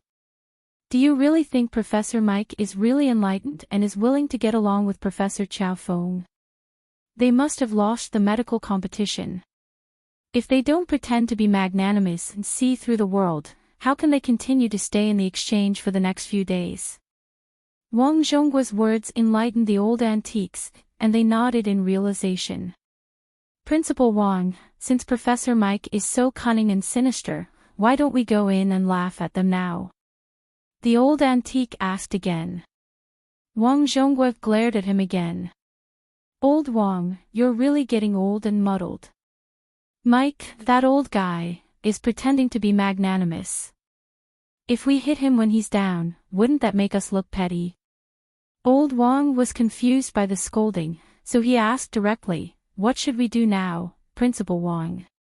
Wang Zhongguo waved his hand and shouted with a face full of smiles, don't do anything. Let's go. Professor Mike and the others saw Wang Zhongguo and the others coming and leaving. They had strange expressions on their faces, and no one knew what they were thinking. Qin Feng acted as if he did not see anything and continued to lecture. His Chinese medicine class was very popular. The 200 students in the class were so excited that no one was distracted for 2 consecutive classes. The representatives of the St. Quasi Medical University who stood on the podium were deeply attracted by Qin Feng's humorous and lively teaching method. They were also captivated by the miraculous Chinese medicine of China. The lecturers and students listened attentively. Some even took the initiative to ask Qin Feng questions. Avril and Professor Mike, on the other hand, were absent-minded. Ding! Congratulations, host Qin Feng, for promoting Chinese medicine and spreading its name far and wide. The system has rewarded host Qin Feng with a 5 elements formation. When the class was about to end, the system's notification rang in Qin Feng's mind. Qin Feng was not in a hurry to check the 5 elements formation, so he continued to lecture until the bell rang. These 2 classes were very outstanding. The students of the medical college and the representatives of the St. Quasi Medical University were fascinated by Qin Feng's lecture. Many of them even begged Qin Feng to continue when the class was over. They had only heard of students looking forward to the end of the class, but this was the first time they heard of students looking forward to the end of the class. Professor Chiao Feng, your class is too exciting. We have learned a lot from it. I have decided to carry out your teaching method in my university after I return. I have learned a lot from this trip to China. Professor Mike came up to Qin Feng and flattered him after the class was over. Hee, Professor Mike, you flatter me. The education in China is still a little backward and rigid. It's not as good as the education in foreign countries, Qin Feng said politely. Professor Mike hastily waved his hand and said, I used to think so too. But after coming to China, I realized that it's not the education in China that's backward, it's our ideas and vision. Professor Chiao Feng's teaching method is definitely not backward. Do you have any more classes for the next few days? When the time comes, you must inform us in advance. I will continue to bring the students and teachers to attend the class. No problem. I will inform you when the time comes. Qin Feng and Professor Mike exchanged some pleasantries. Then, Professor Mike left the classroom with a group of people. Qin Feng's eyes glimmered. No one knew what he was thinking. After seeing Professor Mike and the group of people off, Qin Feng packed his things and rushed back to Yan Wushuang's villa. Provincial Capital University, student dormitory. Professor Mike sat on his bed in his room, lost in thought. Suddenly, someone knocked on his door. Professor Mike came back to his senses and shouted, "Who is it?" "Professor, it's me. You asked me to come here." A man's voice came from outside the door. Professor Mike collected his thoughts and went to open the door. A tall and handsome man walked into the room. He was Qin Feng's transfer student, Prince William. "You're here. Take a seat." Professor Mike invited Prince William to take a seat and poured him a glass of water. He acted as if his status was lower than Prince William's. Prince William sat in front of the table and accepted Professor Mike's behavior naturally. "Professor, why did you ask me to come here?" Professor Mike had already closed the door.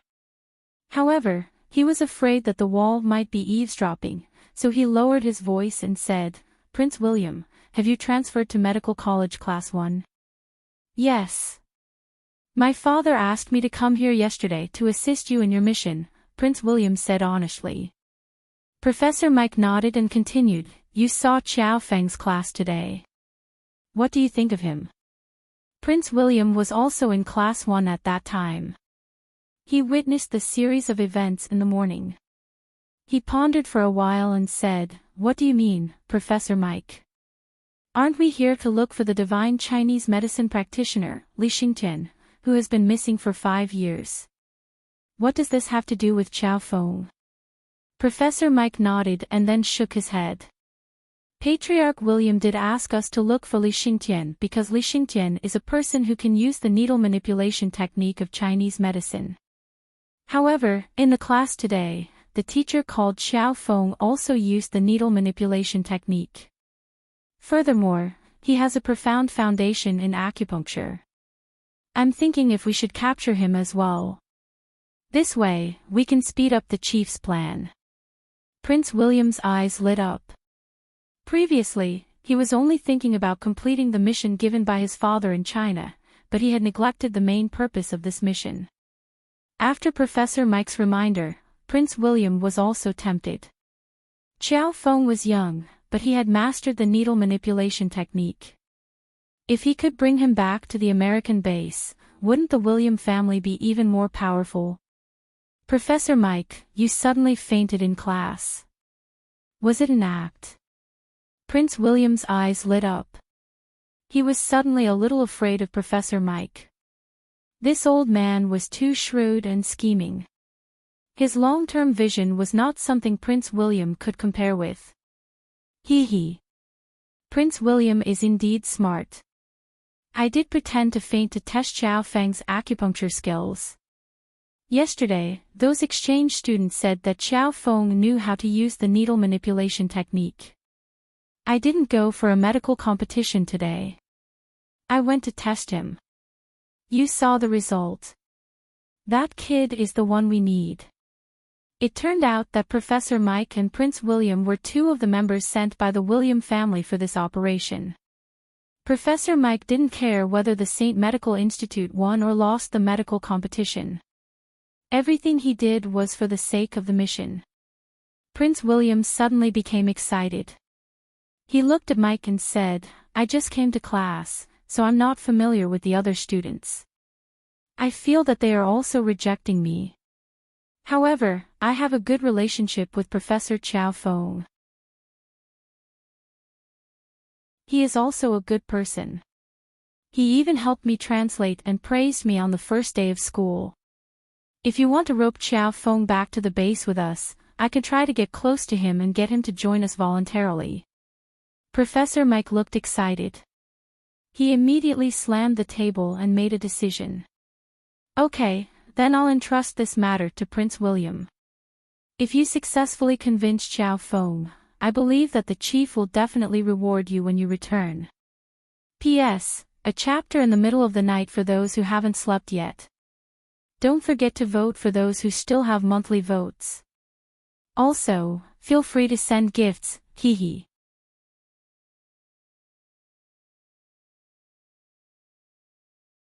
Chapter 611.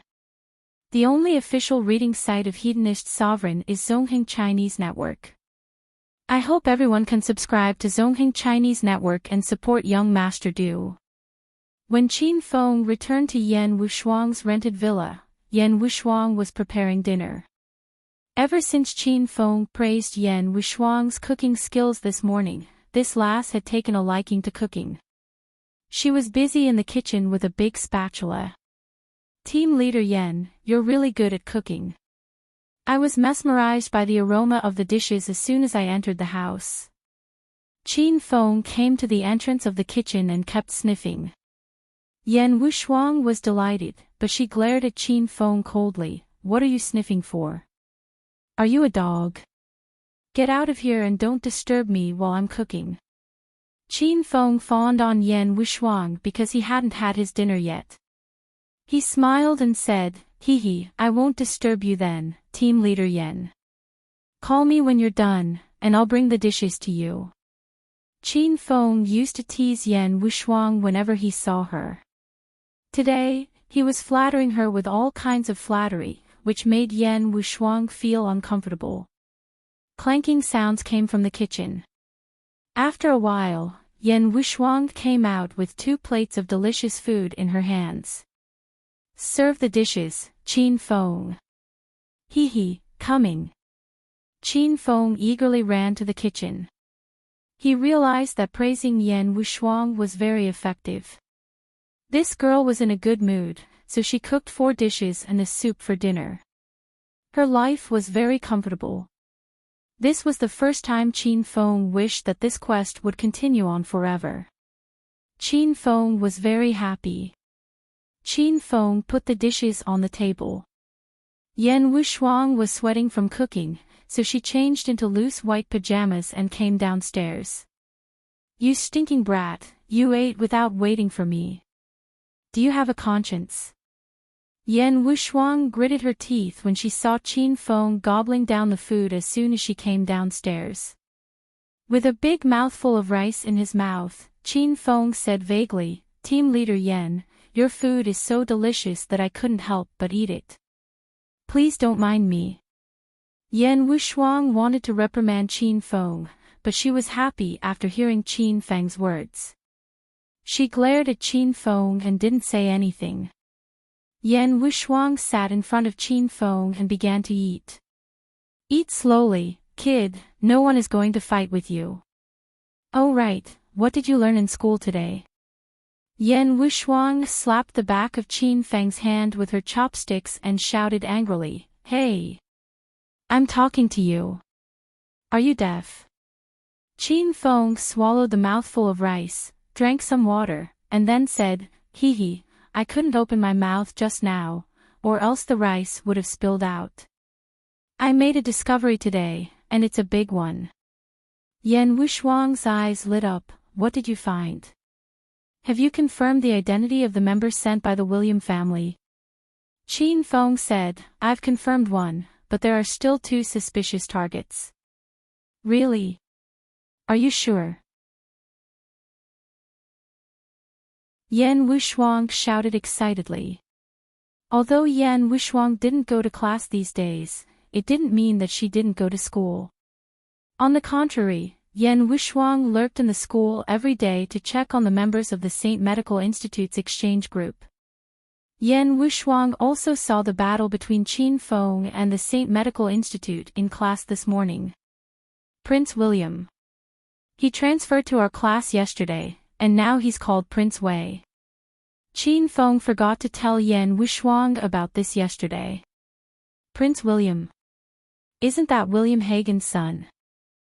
William's elder brother. How did you recognize him?" Yan Wushuang's eyes widened. She didn't expect this person to be here. "Prince William tried to assassinate me in the provincial capital, but he didn't succeed. At that time, I was using Qin Feng's appearance. Now that I've changed my identity, he can't recognize me, but I can recognize him."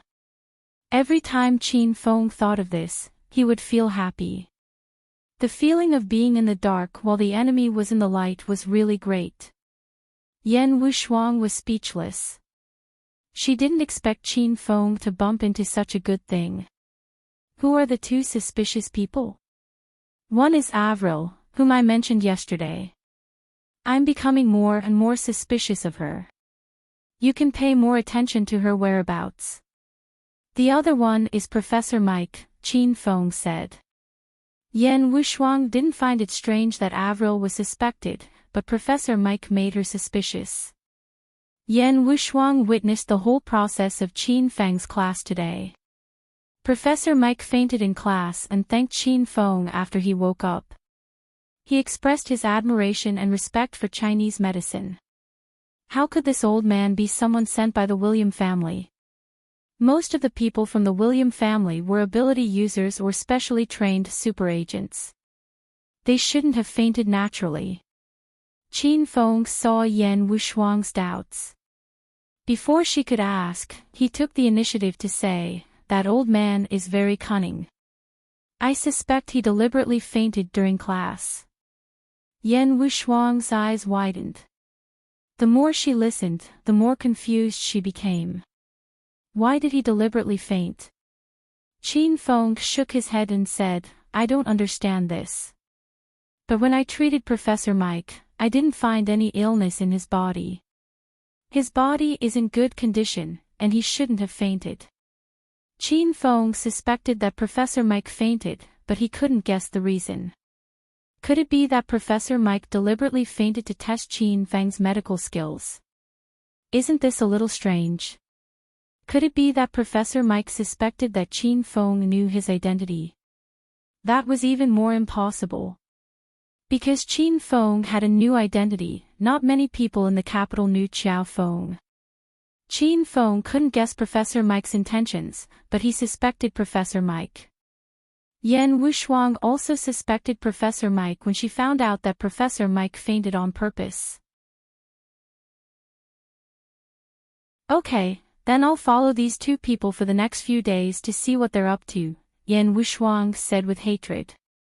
After Qin Feng provided his information, he pouted and looked at Yan Wushuang. "Leader Yan, I've found some useful clues these 2 days. Why haven't you found anything?" Yan Wushuang looked embarrassed. She really didn't find any useful information these 2 days. Moreover, Yan Wushuang was Qin Feng's superior. How could Yan Wushuang not feel embarrassed when her superior wasn't as capable as her subordinate? I already have some clues. I'm just casting a long line to catch a big fish.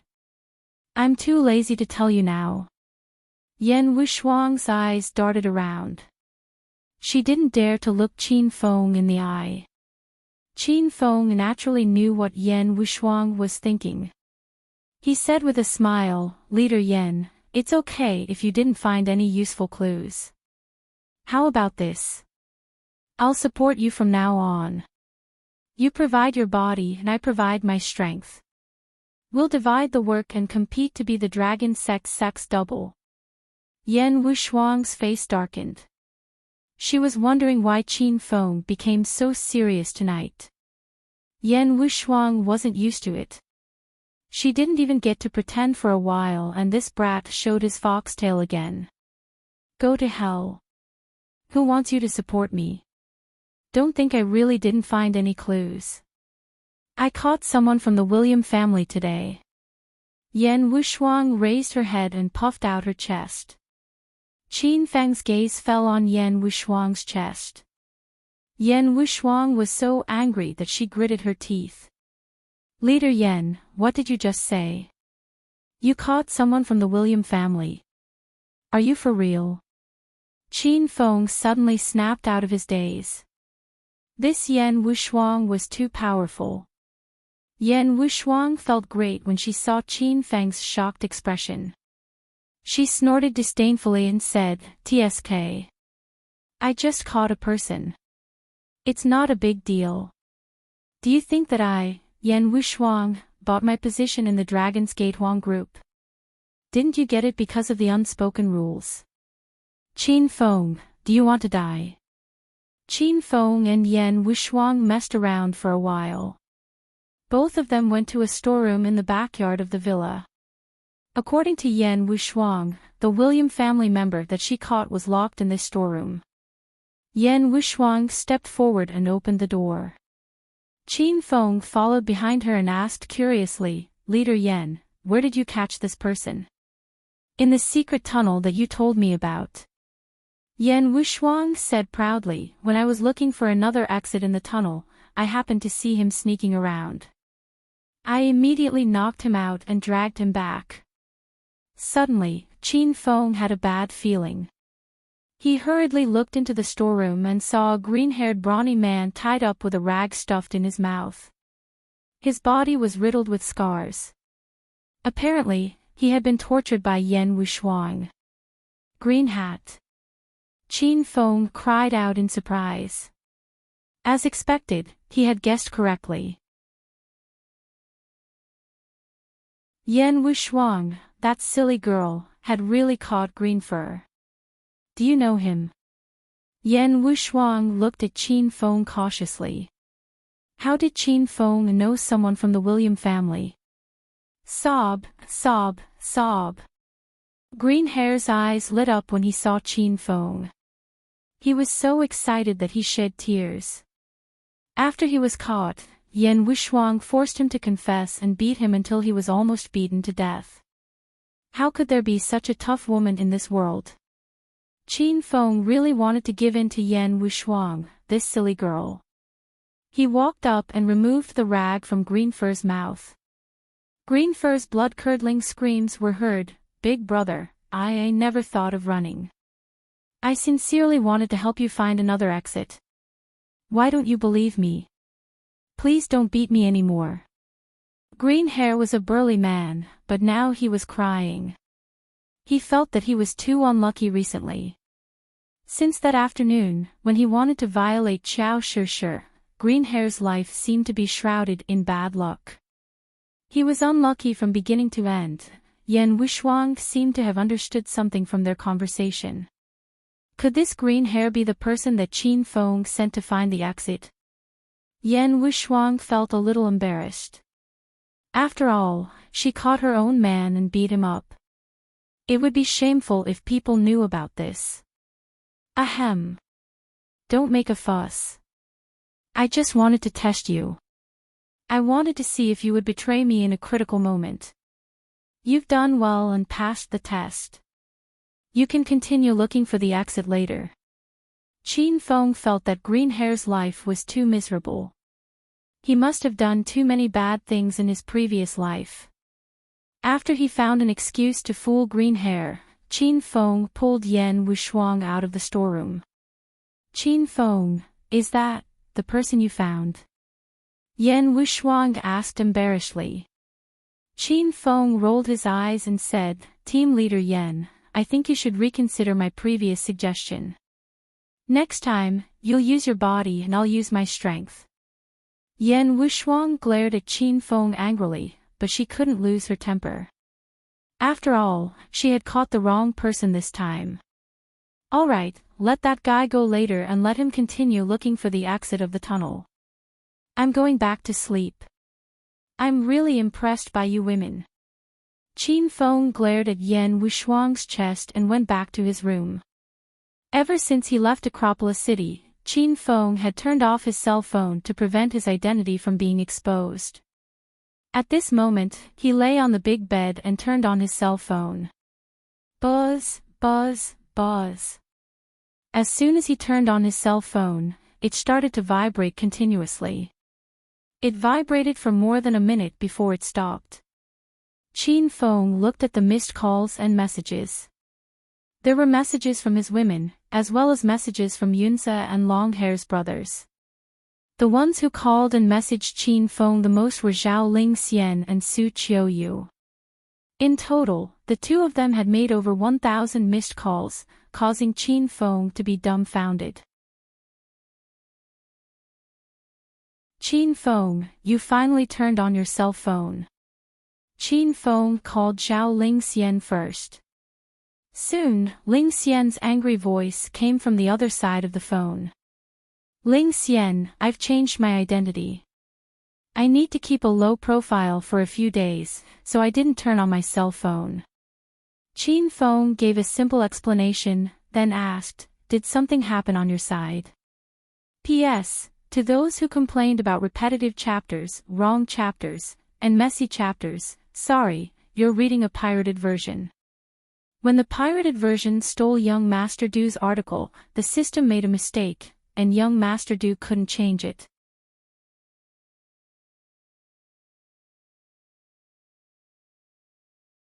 Chapter 612. Hedonist Sovereign Book Group, 431362209, Welcome. Zhao Lingxian knew Qin Feng was in a difficult situation, so the anger in her heart dissipated. Instead, she worried about Qin Feng. Qin Feng, are you doing well in the capital? No one bullied you, right? Qin Feng's heart surged with warmth. He smiled and said, I'm fine, don't worry about me. I'm the hedonist young master of Acropolis City. Even in the capital, everyone has to make way for me. Qin Feng purposely said relaxed words so that Zhao Lingxian wouldn't worry. Zhao Lingxian was amused. She laughed tenderly and said, you're so narcissistic.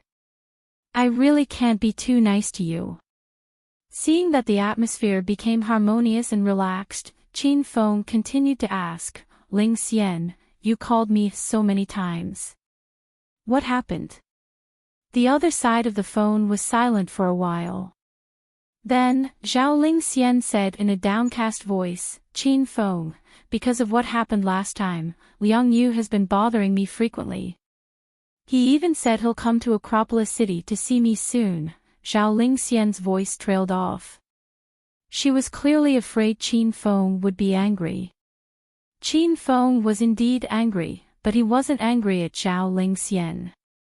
Instead, he was angry at Liang Yu. Liang Yu was bothering Zhao Lingxian because she thought Qin Feng was dead, so she asked Liang Yu to help her get Qin Lang's phone number. This matter was a big blunder. After Qin Feng returned to the capital, he was busy investigating the William family, so he really neglected this matter. Lingxian, don't worry about this. I'll personally go to the Liang family in a bit and beat that reckless guy to death, Qin Feng said firmly. Zhao Lingxian immediately became worried. Don't do anything rash. If I knew this would happen, I wouldn't have told you about this. Don't worry, I'm a stage 1 inner martial artist now. I'll protect myself. Plus, I have the phone group to protect me in Acropolis City. Acropolis City belongs to the Qin family now. I'm sure even if Liang Yu comes, he won't dare to do anything too excessive to me. Zhao Lingxian was still afraid that Liang Yu would come looking for her. After all, the Liang family was a big family in the capital. Moreover, even if Liang Yu's strength couldn't compare to Liang Zhenwei's, he was definitely more powerful than a stage 1 inner martial artist. However, in order to prevent Qin Feng from acting foolishly, Zhao Lingxian could only try to persuade him first. Qin Feng understood what Zhao Lingxian was thinking, but once he made a decision, no one could change his mind. Just like how Yu and Xiang of the Jincheng city's Yu family had caused Lin Bei to fall into a vegetative state, Qin Feng had single-handedly destroyed the Yu family. Qin Feng could endure being taken advantage of, but he could not allow others to bully his family, women, and friends. By the way, what happened in Yun province after I left? Why did the Qin family's name unite the 4 cities of the Yun province? In order to not worry Zhao Lingxian, Qin Feng didn't mention the matter of visiting the Liang family. I heard it was your housekeeper, Uncle Fu. He's so powerful. He's actually the Southeast Tiger Yuan Fu, one of the 5 tigers of China 20 years ago. Now that he has returned to the ranks of the 5 tigers, no one in Yun province dares to provoke the Qin clan anymore. Zhao Lingxian had heard this from others. Now, this news was spreading throughout the 4 cities of Yun province. The large and small families all added a strict family rule: no one could provoke the Qin family, or else they would be expelled from the family. Qin Feng had discovered Yuan Fu's true identity during the battle at Devil Beast Mountain, but he didn't think he would return to the ranks of the 5 tigers. Soon, Qin Feng understood. Uncle Fu must have had his reasons for retiring from the world 20 years ago. After enduring for 20 years, he reappeared, so there could only be one reason: to help Acropolis City's Qin clan stabilize its foundation. Qin Feng was incredibly moved. Uncle Fu had taken care of Qin Feng since he was young. It could be said that the reason why Qin Feng was able to survive in Acropolis City was all because of Uncle Fu's secret protection. Qin Feng treated Uncle Fu like his own uncle. After finding out that Uncle Fu was willing to return to the world and return to the 5 tigers of China for him and his father, Qin Feng was filled with admiration. After talking business with Zhao Lingxian, Qin Feng said a lot of words of love. The two of them had sex not long ago, so they both missed each other and wished that the other was by their side. After talking for a long time, Qin Feng was a bit reluctant to hang up. He then called Su Qiuyu. Qin Feng. Is that you? Su Qiuyu's voice was trembling and a bit hoarse. It was as if she was crying. Qiuyu, of course it's me. What's wrong? Qin Feng asked worriedly. After a few seconds of silence, Su Qiuyu's sobbing voice came through the phone. Wah. Qin Feng, my sister and grandpa thought you died. Qin Feng suddenly understood. During the battle at Devil Beast Mountain, he deliberately spread the news of his death. At that time, it caused Lin Bei, Bai Qing, and Lu Wenjing to misunderstand. Later, Qin Feng resolved the misunderstanding with the women in Acropolis City, but he didn't have time to tell the Su sisters of Sky City. Qiuyu, I purposely put on a show in the video you saw. The Qin Feng who died was only a clone of mine. I'm currently carrying out a secret mission in the provincial capital, so I needed to change my identity and fake my death. Qin Feng felt a bit guilty as he explained to Su Qiuyu. Recently, Qin Feng had been too busy.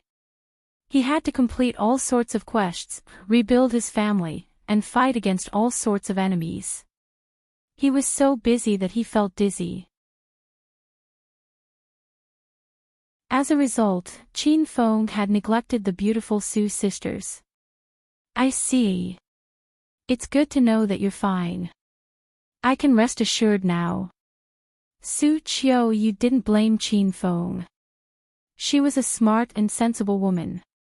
Qin Feng felt that it was a great fortune to have the Su sisters. Qiuyu, how's the medical company? Qin Feng got back to the main topic. He wanted to suppress the Liang family in the provincial capital. He wanted to destroy the Liang family in the business world first and then swallow up the Liang family's power. Su Qiuyu's emotions had calmed down, and she became a capable and steady woman again.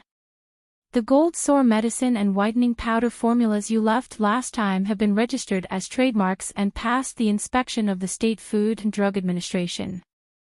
Now, these 2 formulas can be mass-produced at any time and sold in the market. I've been contacting you and waiting for you to tell me. Su Qiuyu's ability was outstanding.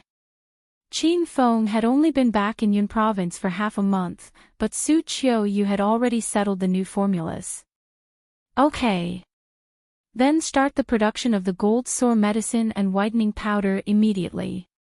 You can look for me if you have any financial problems, said Qin Feng. The Su family still has funds. If it's really not enough, I'll look for you. Qin Feng, take good care of yourself in the provincial capital. Remember to visit the Su family when you have time. Grandpa and Xia Tian miss you very much. Su Qiuyu's pretty face blushed after she finished speaking. How could she not miss Qin Feng? However, she was too embarrassed to say it out loud. Qin Feng, of course, understood Su Qiuyu, so he agreed with a smile. Su Qiu still had something in her heart that she didn't tell Qin Feng. After thinking for a while, she decided not to tell Qin Feng so that he wouldn't worry. When Su Qiu found out that Qin Feng was killed by Green Wolf, she didn't believe it at first. However, after a few days, the Su sisters and the elder had no choice but to accept it. The three of them were heartbroken and decided to avenge Qin Feng. Through the video, Su Qiu knew that Green Wolf was very powerful.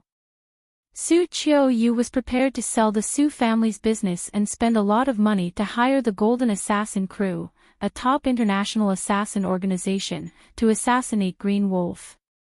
Both parties were in the final stage of their negotiation when Su Qiu suddenly received a call from Qin Feng.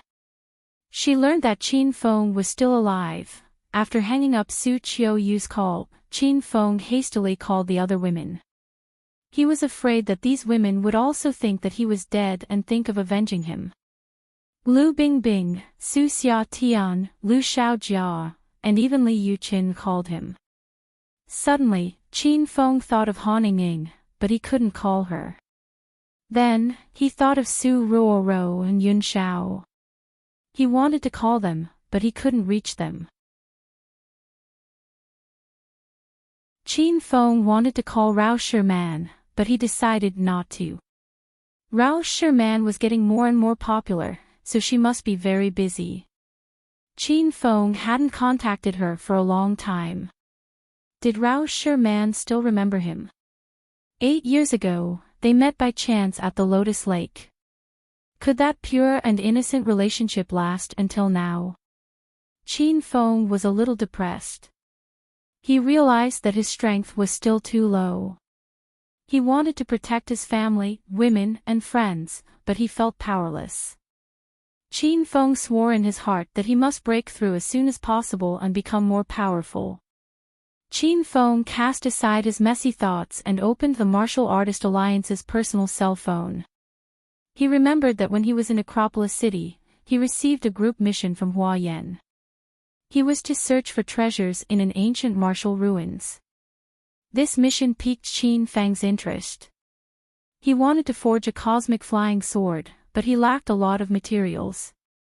Perhaps he could find some treasures in the ancient martial ruins. Ding! Ding! As soon as he unlocked the Martial Art Alliance's cell phone, his mind went wild. Qin Feng looked at it and saw that most of the messages were from the Martial Art Alliance. There were also messages from Hua Yan, Shao 11th Lang, and Lu Jia. Green Wolf, I've seen through you. We walk different paths from now on. Hua Yan added a row of angry and knife-like emojis at the bottom of the message. Qin Feng was confused by her words. Boss. Where have you been? Come back quickly. Everyone is looking forward to seeing you. Boss, can't you give me a fuck? The principal of Provincial Capital University has withdrawn your expulsion document and invited you back to teach. Can you say something? Lu Jia's message was to persuade Qin Feng to return to school. Then, there was a private message from Shao 11th Lang. Qin Feng had put on a good show of killing himself in Devil Beast Mountain. One reason was to deceive others and change his identity.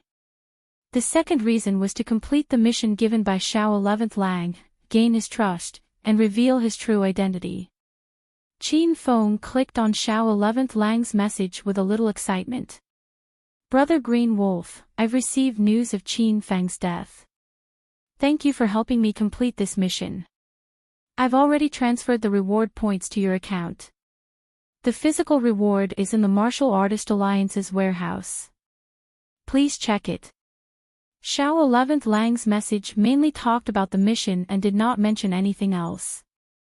Qin Feng frowned slightly and replied to Shao 11th Lang, Brother Shao, you're too kind. I've been paid to do my job. Brother Shao is generous. Green Wolf really wants to be friends with you. I wonder if you have time to come out for a drink. Qin Feng wanted to ask Shao 11th Lang out so that he could reveal his true identity. 5 minutes after the message was sent, there was still no reply. Xiao 11th Lang's profile picture was gray. Qin Feng did not know if he was really offline or if he was invisible.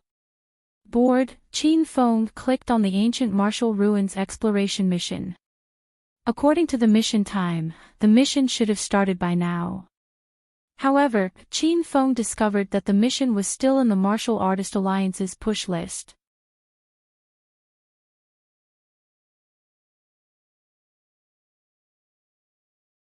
Chapter 613. China was a big country, and there were many people who practiced ancient martial arts. However, there were not many martial artists who could reach stage 4 inner chi, and the number of martial artists who could reach stage 6 inner chi was less than half of them. Now that the ancient martial ruin exploration mission had changed its requirements, it required martial artists who were at least stage 6 inner chi to join. No wonder the mission hadn't started yet. The organizer wanted to recruit 10 people to form a team, but only 6 people had signed up. Qin Feng had signed up for this mission as a stage 4 inner chi disciple, but now that the requirements had changed, Qin Feng's registration was automatically cancelled by the Martial Art Alliance's client system. However, Qin Feng could see the information of the 6 people who had signed up, and billowy lady's name was among them. Hua Yan is participating too. She's only a stage 4 demon cultivator. How did she sign up? Qin Feng was surprised when he saw Hua Yan's member name. However, Qin Feng quickly understood. Before he left the provincial capital, Hua Yan refined a blood qi pill for Qin Feng, and the other half of the ingredients for the blood qi pill was given to Hua Yan as a reward. She must have refined another blood qi pill for him and consumed it to break through. However, Hua Yan had broken through from a stage 4 demon cultivator to a stage 6 demon cultivator in just half a month. Wasn't this speed a little too fast? Since Hua Yan had signed up, Qin Feng signed up as well. Qin Feng happened to be at stage 6 inner chi, so he met the requirements to sign up. After signing up, Qin Feng didn't pay attention to the mission because the mission didn't have a specific starting time. The organizer would contact the applicants when there were 10 people, so Qin Feng didn't need to pay attention to it anymore. After closing the mission list, Qin Feng realized that Xiao 11 Lang still hadn't replied to his message. Qin Feng didn't wait any longer. He changed his SIM card and inserted the Dragon Gate internal card. Then, he turned off his Martial Art Alliance phone and put it back in his pocket. Taking advantage of the night, he rushed to the provincial capital's Liang family. In the lobby of a mansion in the provincial capital's Liang family, Liang Yu sat on the sofa anxiously in his white pajamas. Beside him sat a man in his 50s. The man was dressed in black silk pajamas and looked noble and decent. His face was calm and steady, and there was a hint of dignity between his brows. The man was Liang Yu's father, the Liang family's eldest brother. Dad, can you say something? This is a great opportunity. We have to grasp it. Liang Yu looked at his father anxiously as though he was waiting for his father to nod. Liang Shuiping sipped his tea unhurriedly. His gaze remained fixed on the news on the television. Without even looking at Liang Yu, he said, "Did you forget what that strange old man from the Dongfang family said?" At the mention of this, Liang Yu immediately jumped up in anger and cursed, "That big idiot from the Dongfang family.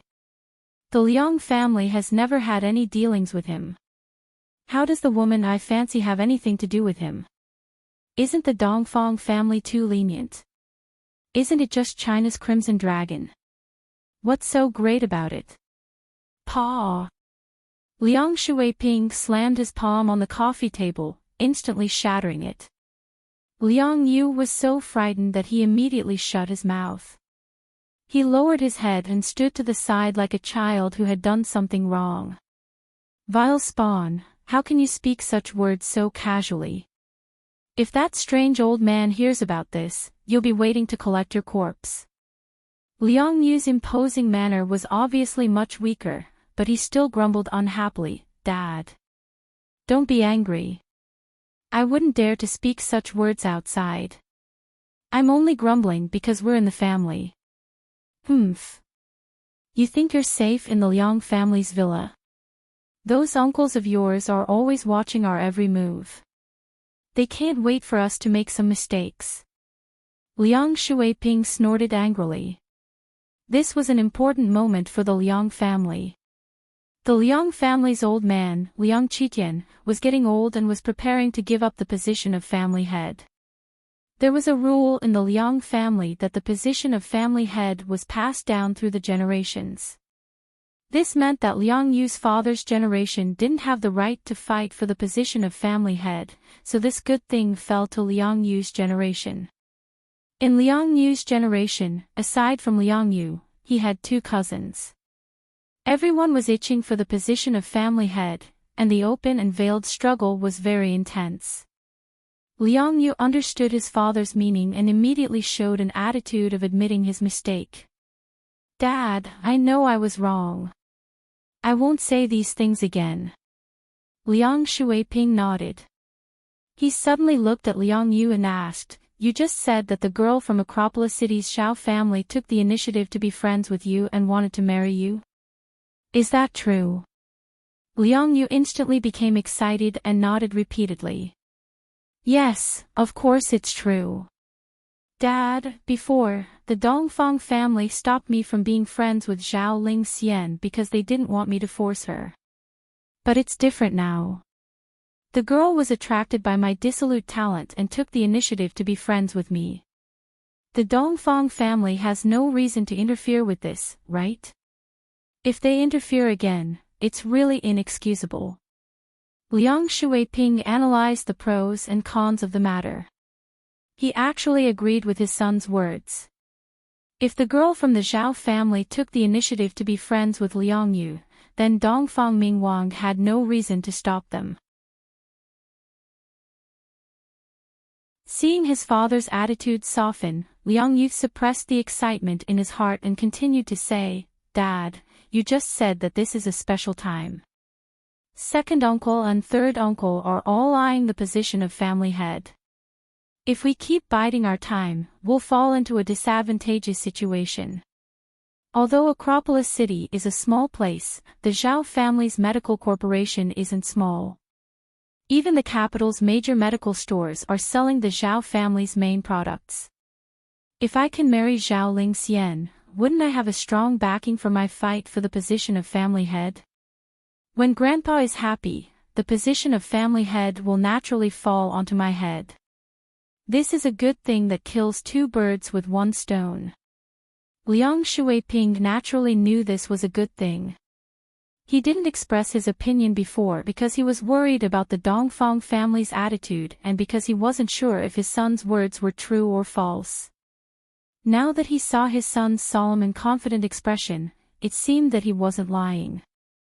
Even Liang Shuiping was moved by this marriage. "Dad, why don't you say something? If you agree, I'll go to Acropolis City tomorrow to give the betrothal gifts." Once Liang Yu thought of Zhao Ling Xian's beauty and wonderful figure, he couldn't help but urge his father. Liang Shuiping finally nodded. Just as he was about to speak, a cold voice suddenly came from outside the door. "No need to ask. I'll make the decision for your old man. You can't have an affair with a woman from the Zhao family. At the same time, you can't find a woman from any other family.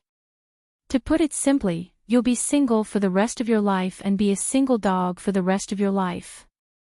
The voice came so suddenly that Liang Yu and Liang Shuiping jumped in fright. The 2 of them immediately looked towards the entrance of the villa. A strange person wearing strange clothes and a frightening wolf mask stood at the door.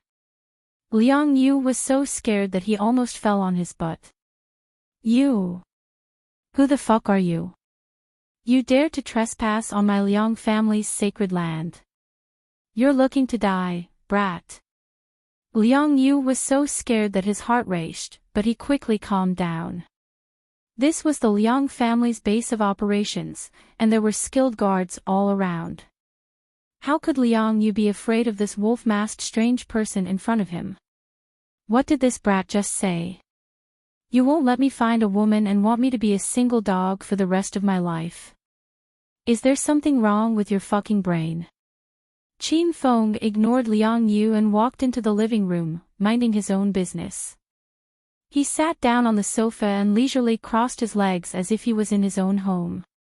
Liang Yu was so angry that he wanted to die. He was about to go out and call for the guards. After Liang Shuiping saw Qin Feng, his expression changed again. Finally, his entire face was as pale as a sheet. He jumped up with a whoosh and didn't dare to sit with Qin Feng.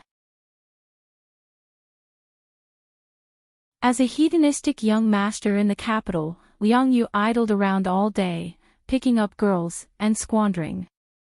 He didn't care about China's martial arts world and didn't know what Green Wolf looked like. However, Liang Shuiping knew Green Wolf. The entire China's martial arts world knew Green Wolf. The video of Green Wolf's battle at Devil Beast Mountain a few days ago was too terrifying. He defeated the Southeast's Tiger Yuan Fu and the capital's Tiger Qi Wanjun all by himself. He was a mysterious man, a godlike man. He was the man of one piece. At this moment, this strange man was sitting on the sofa in his home. Liang Shuiping didn't even know when he came in. The Liang family's villa was surrounded by expert guards, but Green Wolf came in without anyone noticing. He didn't even cause a commotion. Senior Green Wolf, why are you here? Liang Shuiping was a stage 5 inner Qi expert, but he couldn't see through Qin Feng's strength. This made Liang Shuiping even more fearful of Qin Feng. He didn't dare to be careless. Liang Yu walked to the door and was stunned by his father's actions and words. He looked at the strange man sitting on the sofa with an expression of dementia. Him. This is Green Wolf.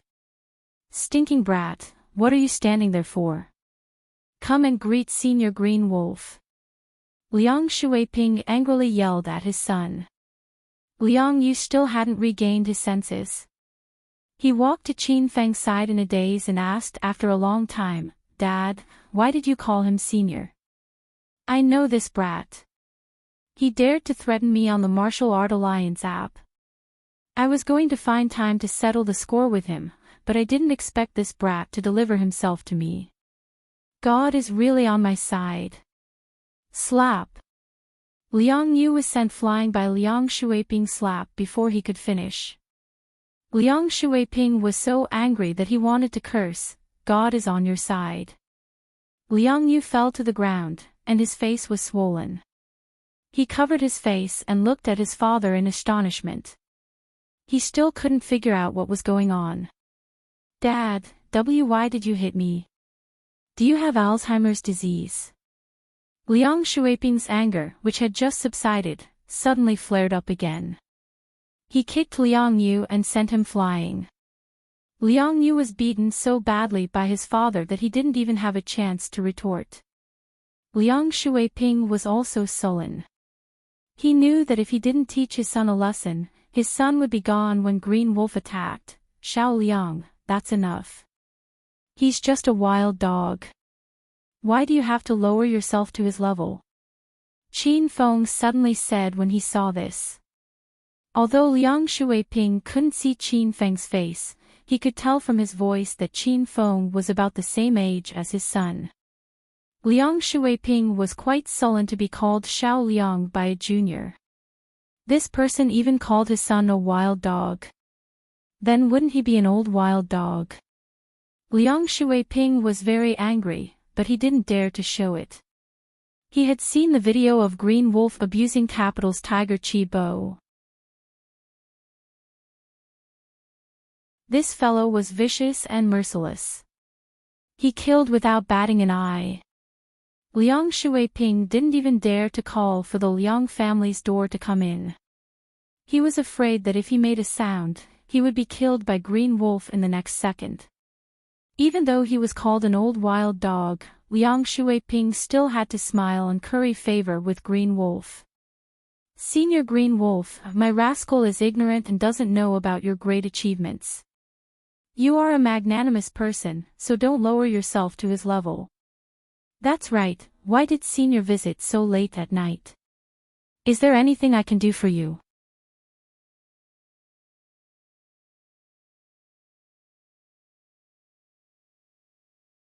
Chapter 6:14. Liang Shuiping was so nervous that his entire body trembled. Qin Feng, on the other hand, leisurely crossed his legs as if he was on vacation.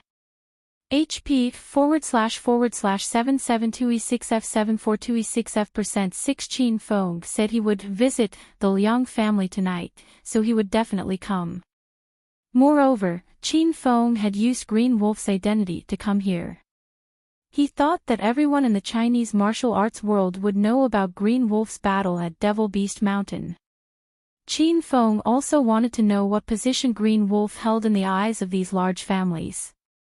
Seeing Liang Shuiping's reaction, Qin Feng finally knew how powerful his reputation was. Ahem. Xiao Liang, don't be nervous. I just came out for a walk at night and happened to come to your Liang family's side courtyard. Xiao Liang, you won't not welcome me, right? Liang Shuiping's entire body trembled violently. He hurriedly smiled and said, haha, why would I? Why would I? Qin Feng nodded his head in satisfaction and continued, I didn't come here for anything important. I just wanted to tell you and your son that I can't stand your son. He's not allowed to interact with any women in the future. If I find out, think about the consequences. Qin Feng let out a cold laugh. His laugh seemed to float out from the depths of hell, and it gave Liang Yu and Liang Shuiping goosebumps. Liang Yu was lying on the ground on the side. He was in so much pain that he couldn't get up. Although he didn't know what Green Wolf represented, judging from his father's fear of Green Wolf, Liang Yu knew that he had kicked a nail this time. Green Wolf was obviously a big shot that couldn't be provoked. Liang Shuiping didn't think Green Wolf would be so ruthless. He directly forbade his son from touching women. Why did all the experts in the Chinese martial arts world have this kind of hobby? Did they like to restrict people from making friends? Rumble. Seeing that Liang Shuiping didn't speak, Qin Feng waved his hand. An intense fireball instantly fell to the ground and burned the shattered glass into ashes. Liang Shuiping and Liang Yu witnessed everything that happened in front of them. They even felt like they were dreaming. The destructive fire came ferociously and left quickly. If it weren't for the shattered glass on the coffee table disappearing, the two of them would have thought it was a dream. Xiao Liang, I'm very busy. What do you mean by not speaking? You don't agree. Qin Feng's cold voice came just as the destructive fire disappeared. Liang Shuiping and Liang Yu broke out in cold sweat, as if they had just been drenched in a heavy rain. Agree, I, of course agree. Senior Green Wolf is right. My son won't look for a woman in the future. Liang Shuiping stammered. He didn't even know how Green Wolf managed to summon a fireball. Could it be that Green Wolf was a demonic cultivator? After Liang Shuiping expressed his stance, he hurriedly looked at Liang Yu, who had fallen to the side in a daze, and roared, You stinking brat. Quick, tell me you're willing. Liang Yu had long been scared out of his wits. He only snapped out of his daze after being yelled at by his father. He never expected Green Wolf to be so powerful. How did that fireball come out? Was this a magic trick? He even took away the shards of glass on the floor. I am willing. With no time to think, Liang Yu quickly agreed. Although he was extremely unwilling, Liang Yu had no other choice. He knew that if he didn't agree, he would be burned to ashes like those glass shards in the next second. Liang Shuiping and Liang Yu echoed each other. Qin Feng felt like he was at a wedding. Are you willing? I'm willing. Qin Feng shook his head and came back to his senses. He nodded in satisfaction. He came here to establish his might and didn't plan on wiping out the Liang family. After all, this was the capital, and the Liang family was one of the 5 small families in the capital. If such a large family was wiped out in one night, he was sure the government would come out to investigate. Perhaps the Dragon Gate would come out to investigate. If that happened, Qin Feng would be in trouble again. Not bad, not bad. I'm very satisfied with your choices. However, I hope you weren't just talking tonight. Otherwise, don't even think about talking in the future. After Qin Feng received a satisfactory answer, he suddenly stood up. His every move could scare Liang Shuiping and Liang Yu half to death. No, that won't happen. My son will definitely abide by Senior Green Wolf's teachings and won't come into contact with women again, Liang Shuiping said shakily. Liang Shuiping said with a trembling voice. Then, he glared at Liang Yu in the corner. Before Liang Shuiping could speak, Liang Yu also hurriedly declared, "Why, Senior Green Wolf, don't worry. I won't touch women. I will never touch women again." When he said this, Liang Yu's heart was bleeding. Senior Green Wolf, do you have any other orders? Just say it, we'll definitely do it. Seeing that his son also declared his stance, Liang Shuiping immediately started to curry favor with Green Wolf. He was deeply afraid that Green Wolf would suddenly throw that terrifying fireball. If there's nothing else, and it's getting late, I'm leaving. When Qin Feng's voice fell, he immediately bought an invisibility talisman from the system and instantly disappeared into the night. Liang Shuiping and Liang Yu stared dumbfoundedly at the empty room. The night wind blew on their faces, telling them that this wasn't a dream. However, how did Green Wolf, who was standing in the room a second ago, suddenly disappear? After a few minutes, Dad, did that person leave? Liang Yu asked carefully. Liang Shuiping was also sweating in his heart. He softly yelled around the room, "Senior Green Wolf, Senior Green Wolf. Are you still there?" After yelling a few times and not hearing a reply, Liang Shuiping's body went limp and he directly sat on the ground. The pressure that Green Wolf gave him was truly too great. "Dad, who the hell was that guy? He actually dared to break into our Liang family's villa in the middle of the night. Why didn't you call the guards to kill him?" Knowing that Green Wolf had left, Liang Yu became arrogant again. He crawled to his father's side and yelled curses. Liang Shuiping's heart, which had just calmed down, instantly jumped to his throat. He slapped Liang Yu's face and wanted nothing more than to slap this evil creature to death. "You bastard, hurry and shut up. Look at what you've done. Of all the people you could provoke, you had to provoke Green Wolf. You're going to fucking kill me." Liang Yu felt dizzy from the slap, but he didn't dare to complain. He carefully asked, "Dad, who the hell is Green Wolf? Why are you so afraid of him? Even if his skills are a bit strange, our Liang family has many experts. Can't we defeat him alone?" "You brat, what do you know?" A few days ago, Green Wolf crippled Qi Wanjuan's power on Devil Beast Mountain and defeated Southeast Tiger Yuan Fu. Do you think any expert in the Liang family can defeat him? Why don't you go?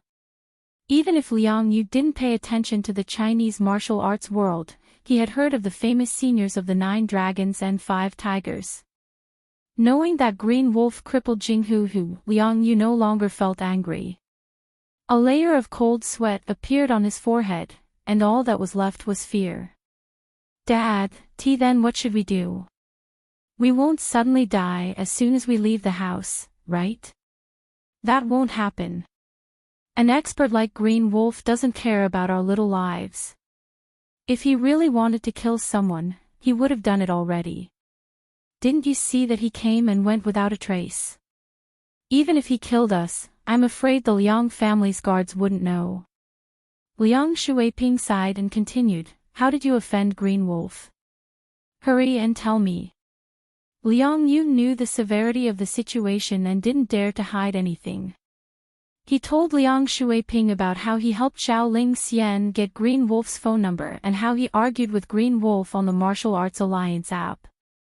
Liang Shuiping was so angry that he slapped Liang Shuiping a few more times. You evil creature, I'm going to die from anger because of you.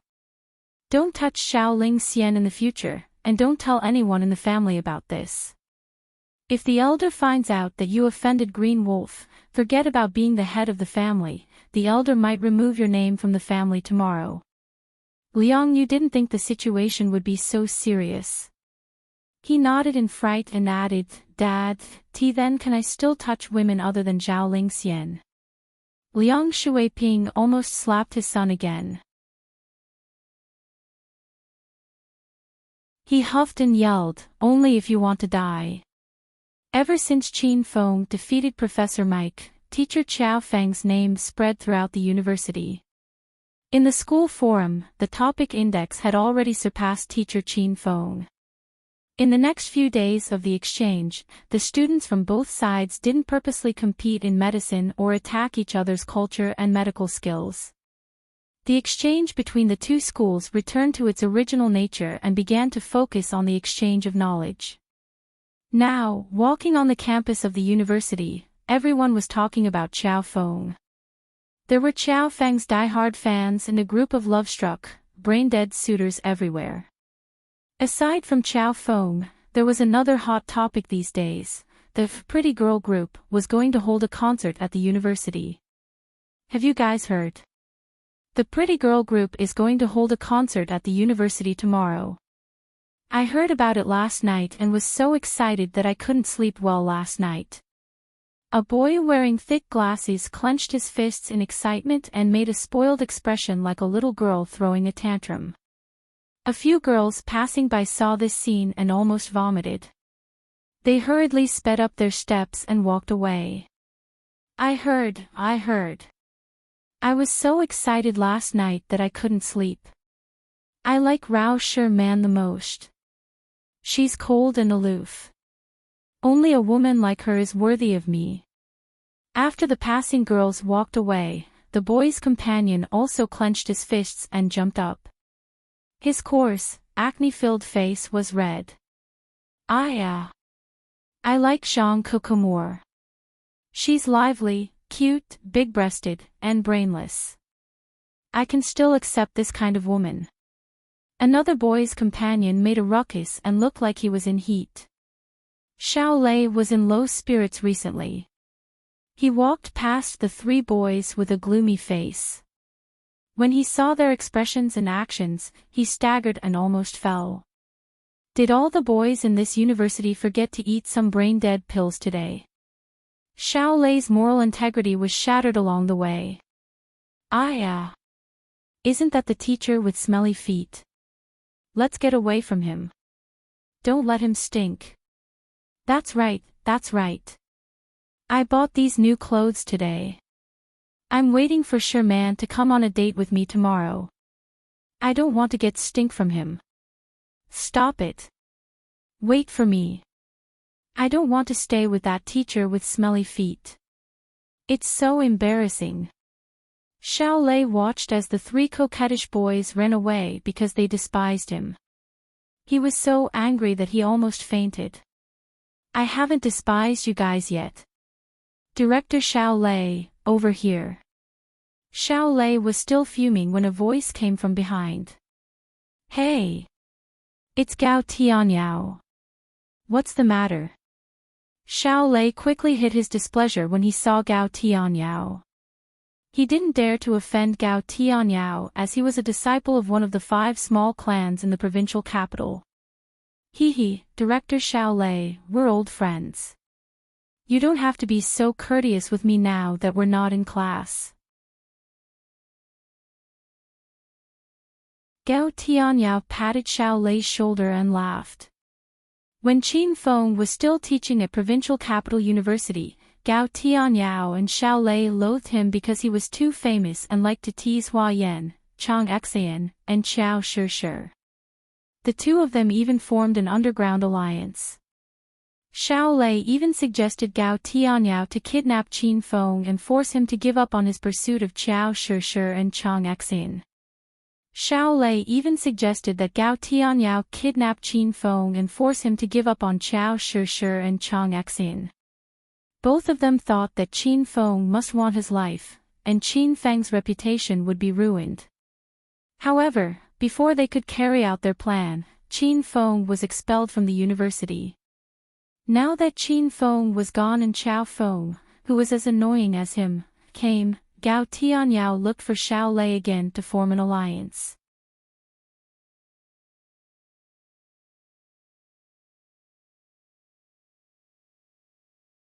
Chapter 6:15. He, since Mr. Gao Tianyao said so, I won't stand on ceremony with you. Xiao Lei could roughly guess Gao Tianyao's intention when he saw Gao Tianyao taking the initiative to talk to him. Gao Tianyao smiled and said, Director Xiao Lei, I've heard about what happened to you a few days ago. Don't be sad, I believe that Director Xiao Lei is very knowledgeable in Western medicine. You must have been going easy on those exchange students from St. Medical Institute. Otherwise, how could they have won against you? Xiao Lei had been sulking ever since he was humiliated by Willis and the others in class a few days ago.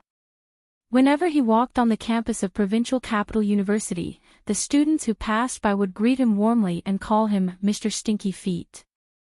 Even Xiao Lei himself did not expect that he would become a celebrity in Provincial Capital University one day.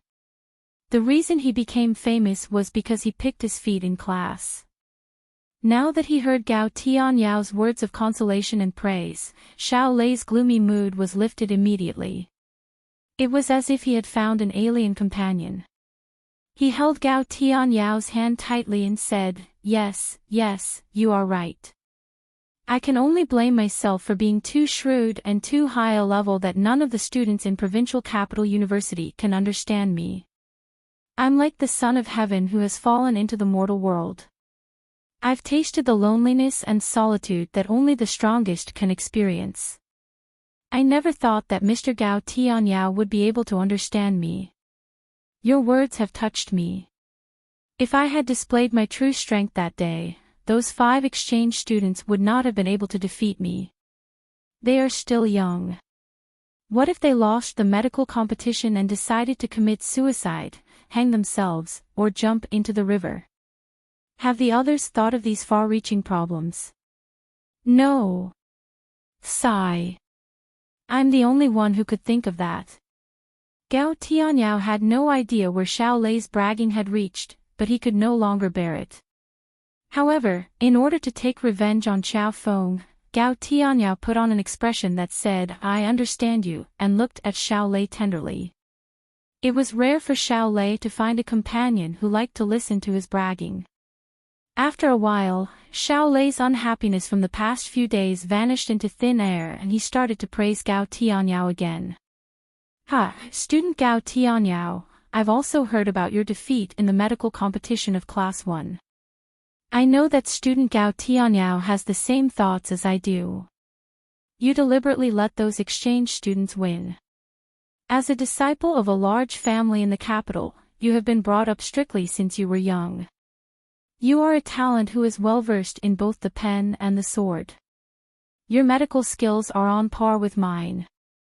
Not to mention those 5 exchange students, even their team leader, Professor Mike, can't compare to 1/10 of us. Don't you think so? Gao Tianyao felt a surge of warmth in his heart. He was so touched that he almost cried. He realized that he did not waste his time listening to Xiao Lei's boasting. No, Xiao Lei did not know how to boast at all. Everything he said was true and penetrating. Ever since Qiao Feng stole Gao Tianyao's limelight and sent him flying with a kick, Gao Tianyao mood had been as low as Xiao Lei's ever since. However, at this moment, Gao Tianyao heart was filled with joy. He had finally found his soulmate. Yes, yes, yes.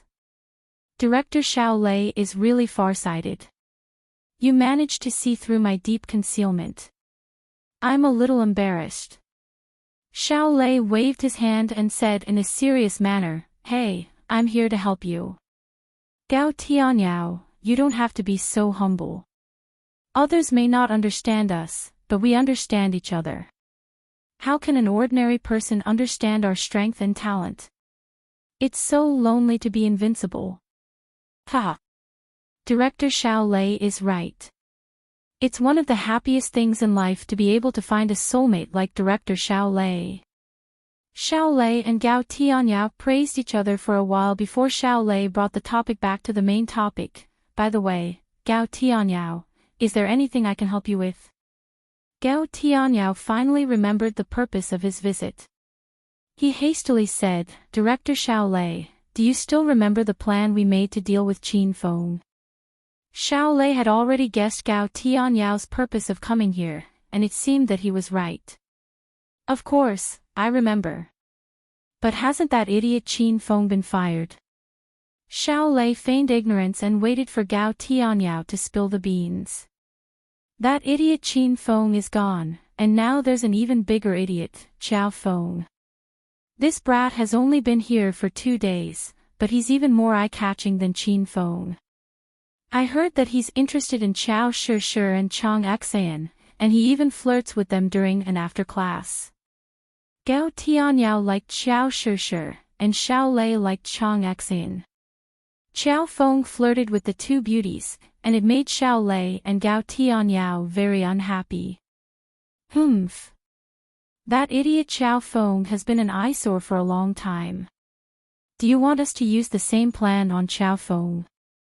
Xiao Lei looked at Gao Tianyao and asked. "Director Xiao Lei, you're really smart. I didn't even say anything, but you already figured it out. What do you think? Are you going to do it or not?" How could Xiao Lei not do it? He hated Qiao Feng to the core, and he couldn't wait to get rid of this bastard. "Of course I'm going to do it. When are we going to do it?" After Xiao Lei agreed to it, Gao Tianyao's eyes lit up. He whispered in Xiao Lei's ear for a while. Xiao Lei chuckled from time to time and clapped his hands. "Ha!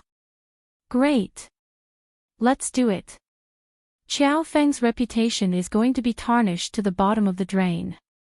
After Gao Tianyao and Xiao Lei discussed the plan, they divided the work and went back to work. Xiao Lei returned to the medical college's class 1. The first and second period of the morning were his Western medicine class. Xiao Lei didn't dare to sit in class anymore. Every time he sat down, the students would say that he was picking his feet. However, Xiao Lei's teaching skills were too poor. He had to follow the textbook in class, and the students were used to it. Moreover, with Qiao Feng around, none of them liked the Western medicine class. The atmosphere in the class was lifeless. Some were playing with their phones, sleeping, and some were flirting with girls. The two classes felt as long as 2 centuries. Xiao Lei would look at his watch from time to time as if he was waiting for an opportunity. 5 minutes before the end of the class, Xiao Lei suddenly put down the textbook in his hand and looked at Qiao Shi, who was sitting below the podium. "Ahem. Qiao Shi, can I trouble you to go to the office on my behalf? I've left the homework on my desk." "Sorry for troubling you, Qiao Shi." Xiao Lei had been in class for the past 2 periods, and no one had paid any attention to him. At this moment, everyone raised their heads and glared at him. "Who do you think you are? You want to trouble our goddess Shi to run errands for you? Are you looking for a beating? What the fuck? What did that stink-footed guy just say? Asking goddess Shi to carry his things for him. Don't tell me this guy's brain is damaged by the smell. Stop assigning homework. We won't do it even if you do. Ever since Xiao Lei had fawned over the exchange student from the Saint Secondary Medical Institute and claimed that Chinese medicine was inferior to Western medicine, the students of the medical institute had turned their backs on him. It was already very kind of them to allow him to stand here and attend class in peace. Xiao Lei didn't expect that his casual remark would cause such a huge rejection. He was so angry that his lungs were about to explode. However, he had to get Qiao Shishir out of the classroom. Otherwise, he and Gao Tianyao would not be able to carry out their plan. The students in the class were still cursing Xiao Lei. Xiao Lei suppressed his anger and tried to persuade Qiao Shishir, but before he could open his mouth, Qiao Shishir, who was sitting by the window under the sunlight, suddenly stood up. She said nothing and quietly walked out of the classroom. Goddess Shishir, don't go. I'll go for you if you want to. Sigh. Goddess Shishir is too kind. I fell in love with her unknowingly. What should I do? But I already have Rao Shirman. What should I do? Qiao Shishir quietly left the classroom. The class was in an uproar again. Xiao Lei couldn't hear the students' discussion anymore. He watched Qiao Shishir walk out of the classroom with a smirk on his face. Not long after Qiao Shishir left the classroom, a scream rang out. The boys in the class immediately rushed out of the classroom because it was Qiao Shishir's voice. More than 30 boys from the first class surrounded the empty space outside the classroom in a breath's time.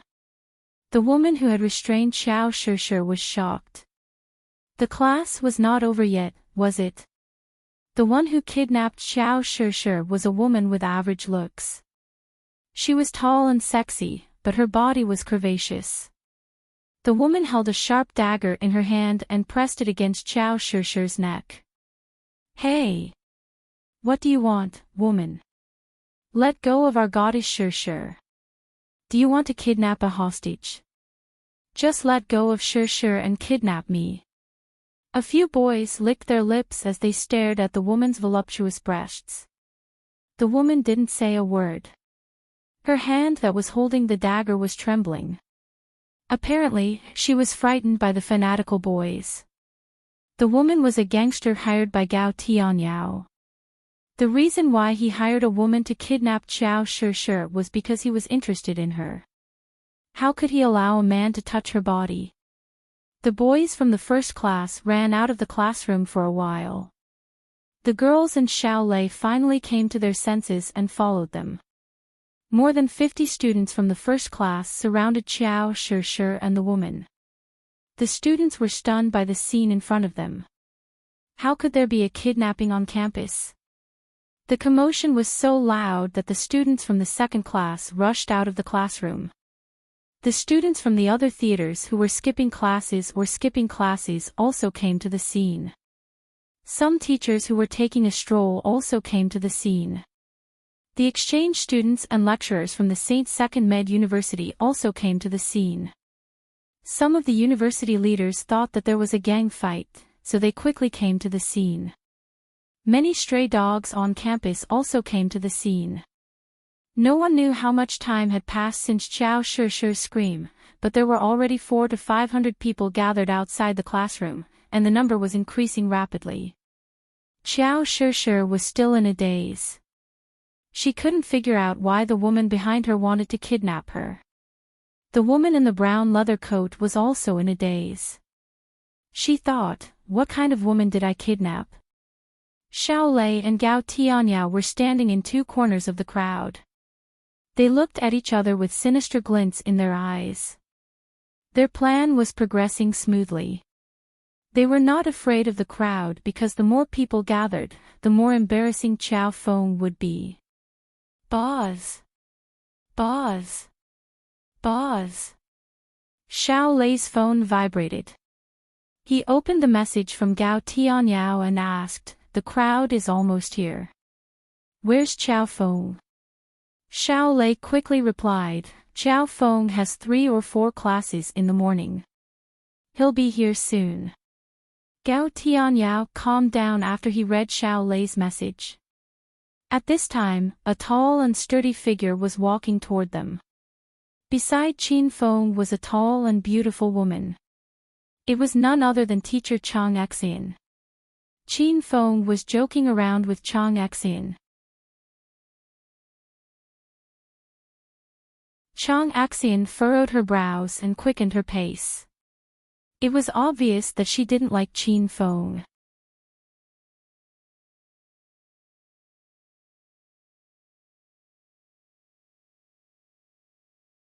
Chapter 6:16. Is there a person named Xiao Feng in your school? Hurry up and tell that heartless man to come out. The woman in the leather jacket who kidnapped Xiao Shishir finally spoke. Her words startled everyone. Read the latest version of this book. Oh no. Professor Xiao Feng has cheated a woman of her body, and she has come to our school. What should we do? Will Professor Xiao Feng be expelled? How could Professor Xiao Feng do this?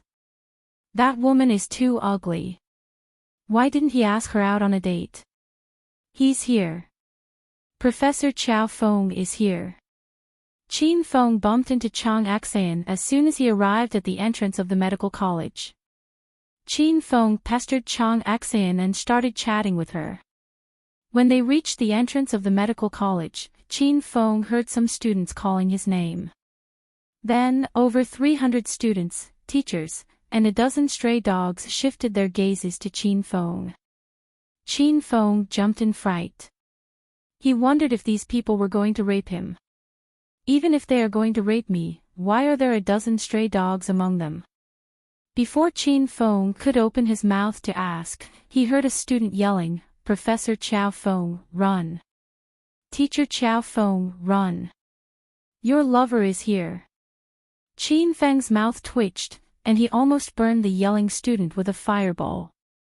The woman's gaze fell on Qin Feng. Gao Tianyao had sent her Xiao Feng's photo, so she recognized him at first glance. She cried out in pain, Xiao Feng, you heartless man. I've been treating you wholeheartedly, buying you clothes and paying your credit card every month. I was wondering why you spent so much money every month. It turns out that you've kept a little vixen in the school. Xiao Feng, how can you face us? I'm telling you, I'm pregnant with your flesh and blood. The students were stunned. They had only guessed that Professor Xiao Feng's lover was here to make trouble, but they didn't expect it to be true. How could Professor Xiao Feng be so careless? He should have used a condom. Chang Xian, who stood beside Qin Feng, was also stunned. She hastily took 3 steps back and kept a safe distance from Qin Feng.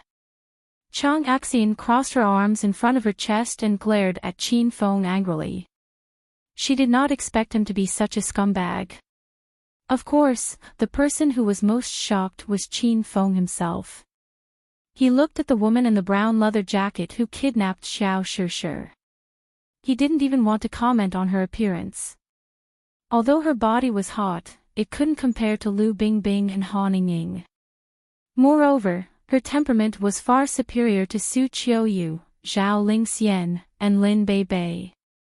As a hedonistic young master, Qin Feng always had very high standards for women.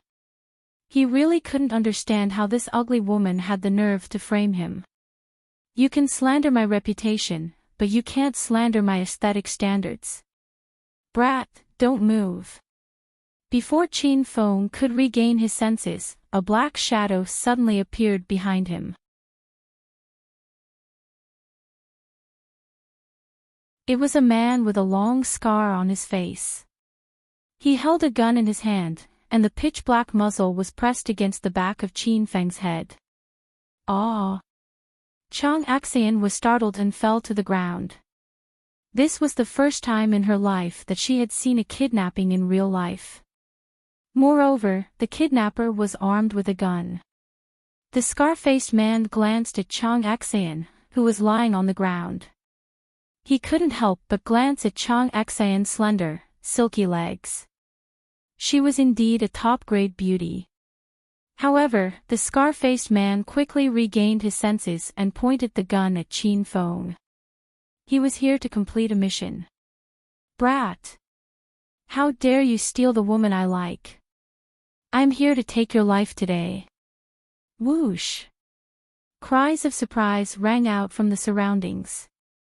Everyone had yet to recover from the shock of teacher Qiao Feng making a woman pregnant outside. Why the fuck did he make another one? Other women's husbands had come to the school. Who are you? Why are you pointing a gun at my man? Let him go. The woman in the leather jacket glared at the scar-faced man. The scar-faced man's face darkened.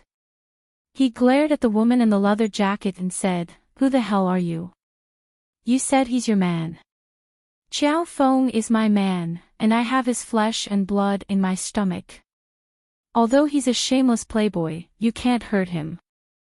I'm the only one who can bully him in this world.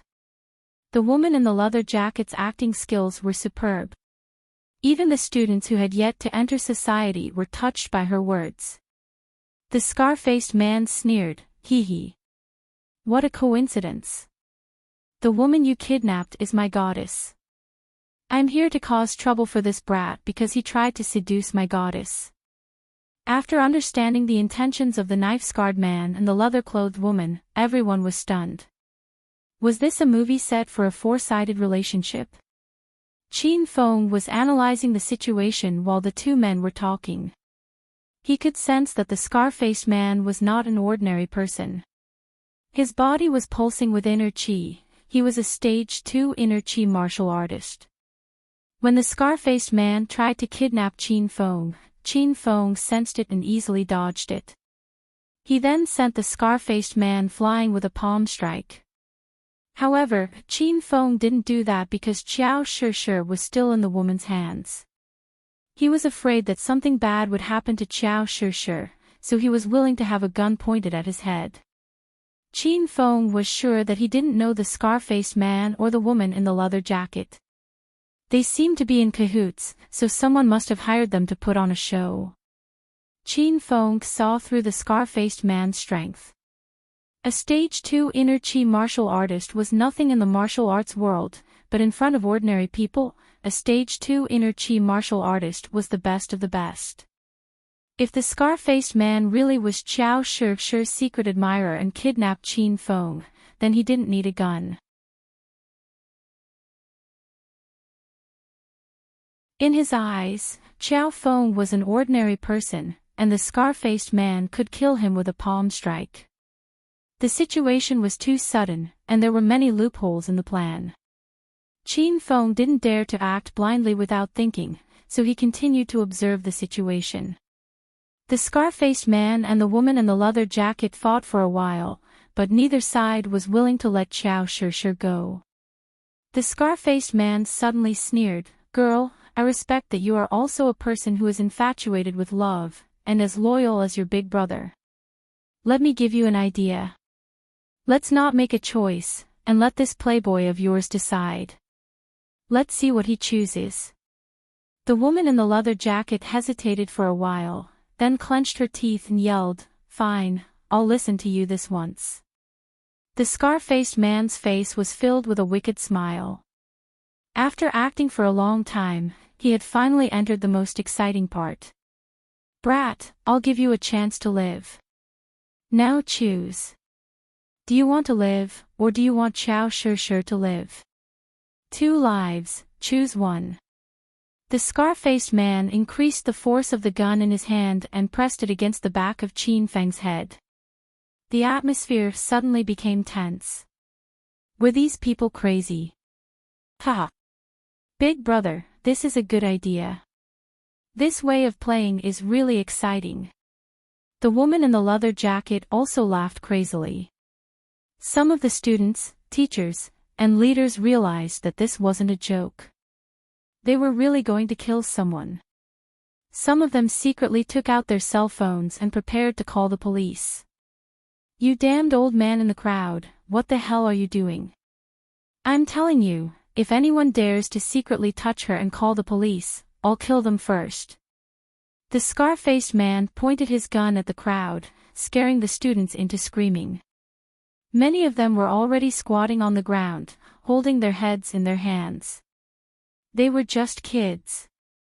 At this moment, those who secretly took out their cell phones secretly put them back into their pockets. The scar-faced man retracted his hand and continued to press the gun against Qin Feng's head. He said in a deep voice, "Brat, I'll give you 3 seconds to think about it. Don't you like Chao Shishir? Now is the time to show your true love. Do you want her dead, or do you want to live?"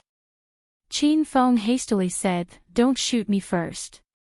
I'm a teacher in this school, and my students like me very much.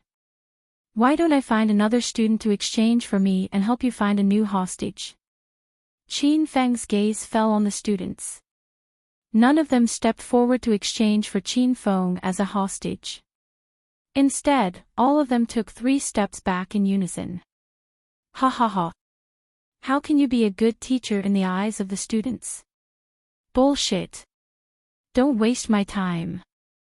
If you don't make a decision in 3 seconds, I'll shoot you. The scar-faced man was amused by the students' behavior, so he increased the strength of his gun. In the crowd, Xiao Lei and Gao Tianyao were so agitated that they almost screamed out loud. This was the trap they had set up for Chao Feng. They believed that Chao Feng would choose to live on his own, and if that happened, Chao Feng's reputation would be ruined. 3. The scar-faced man began to count. The entire gymnasium was dead silent. Only the sound of the wind and the scar-faced man's hellish voice could be heard. 2. Chao Shishir began to struggle with all her might. Without her ability to sense all things, she was just a weak little girl. Chao Shishir couldn't use her summoning ability in school. She was afraid that she would scare the students and teachers. Moreover, the scar-faced man was holding a gun. Even if Chao Shishir summoned a dozen stray dogs to bite the scar-faced man, she might not be able to save Teacher Chao Feng. "Teacher Chao Feng, please let me die. You know I'm tired of living." Chao Shishir's ethereal voice drifted into everyone's ears. Tears welled up in the eyes of many students. Chao Shishir had no friends and lived her life alone. It was not easy for her to get to know Chao Feng, a man who could understand her, sense her summoning ability, and even enter the realm of creation. Chao Shishir gradually treated Chao Feng as a friend, the only friend she had in her life. Chao Shishir's friend even bought a complete set of home appliances for her. He knew that Chao Shishir was wearing too little, so he bought her all kinds of warm and beautiful cotton-padded clothes. Chao Shishir didn't want to see Chao Feng die because of her. 1. The scar-faced man didn't seem to hear Chao Shishir's cry. Everyone's heart was in their throats. Whether it was Teacher Chao Feng or Chao Shishir, they liked both of them very much. If they had to die alone, they hoped that Teacher Chao Feng would die. Stop right now. I'm the principal of Provincial Capital University, Wang Zhonggue. My friend, please don't be impulsive. This is just an emotional dispute. We can sit around a mahjong table and peacefully play mahjong while we solve this problem. Why do we need to use a gun? Wang Zhonggue was so scared that he jumped out. He had no choice but to step forward because he, as the principal, would bear the greatest responsibility if there was a murder in the school. When the scar-faced man learned that the person who jumped out was the principal, he couldn't remain calm. His gaze drifted into the crowd and looked in Gao Tianyao's direction. Gao Tianyao didn't expect Wang Zhonggue to come here for no reason. However, since the situation had developed to this point, Gao Tianyao wouldn't give up so easily.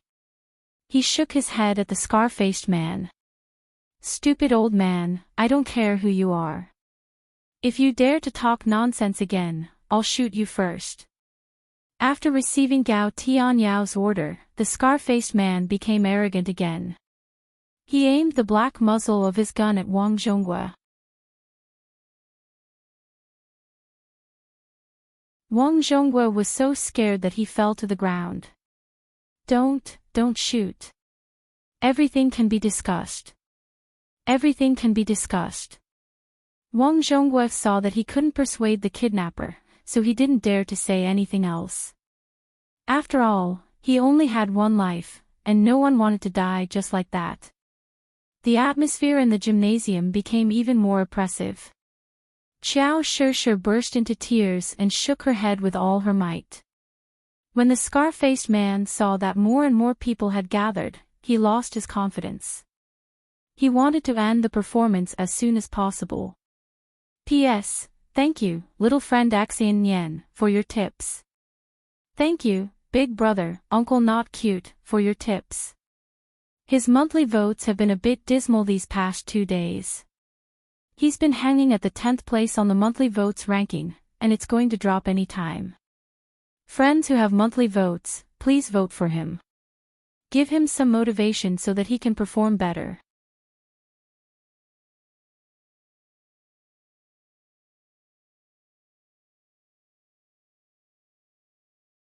Chapter 6:17. Bastard, my patience is limited. I'll give you one last second to think. If you don't make your choice, I'll make the choice for you. I'll shoot you dead and be done with it. Scarface's cold voice echoed in the field. Everyone broke into a cold sweat for Professor Qiao Feng. Arg! Kill me. Hurry up and kill me.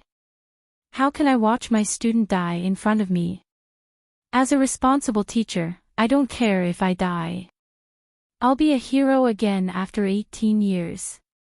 My glorious history will be remembered by the students, and my heroic deeds will be recorded in the history of Provincial Capital University. Kill me, Qiao Shishir. I hope I can meet you again in my next life. Don't feel guilty because I'm your friend, and I'm very happy. Qin Fang's crazed screams touched the hearts of thousands of students. 2 streams of tears rolled down Qiao Shishir's cheeks. She had never had a true friend in her life, but at this moment, she knew she had a true friend. Unfortunately, this friend of hers was going to die. What a painful realization this was. Don't hurt our Professor Qiao Feng. You bastard. Let him go. Professor Qiao Feng, you can't die. You still have a lesson to teach about picking up girls. The students' cries rang in the air. The leather-clad woman and Scarface were dumbfounded.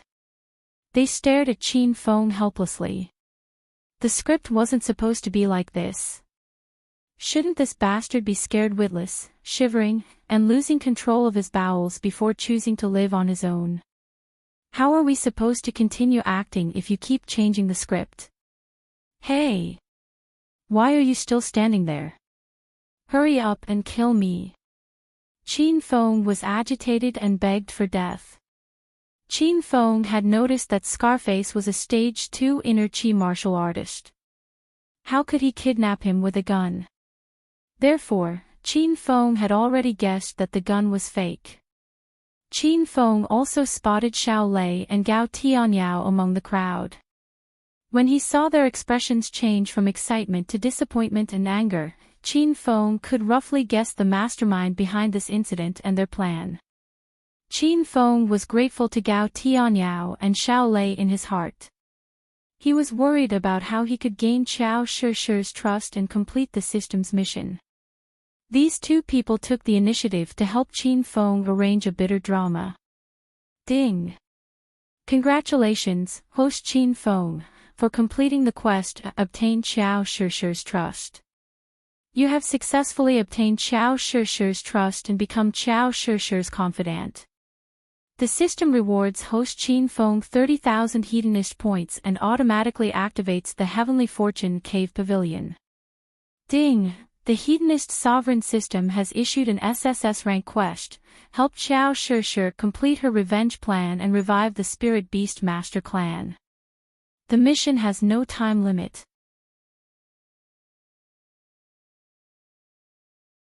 If host Qin Feng completes the mission, the system will reward host Qin Feng 100,000 hedonist points, a purple grade spiritual equipment lottery ticket, a star technology lottery ticket, and a Palace of Heroes lottery ticket.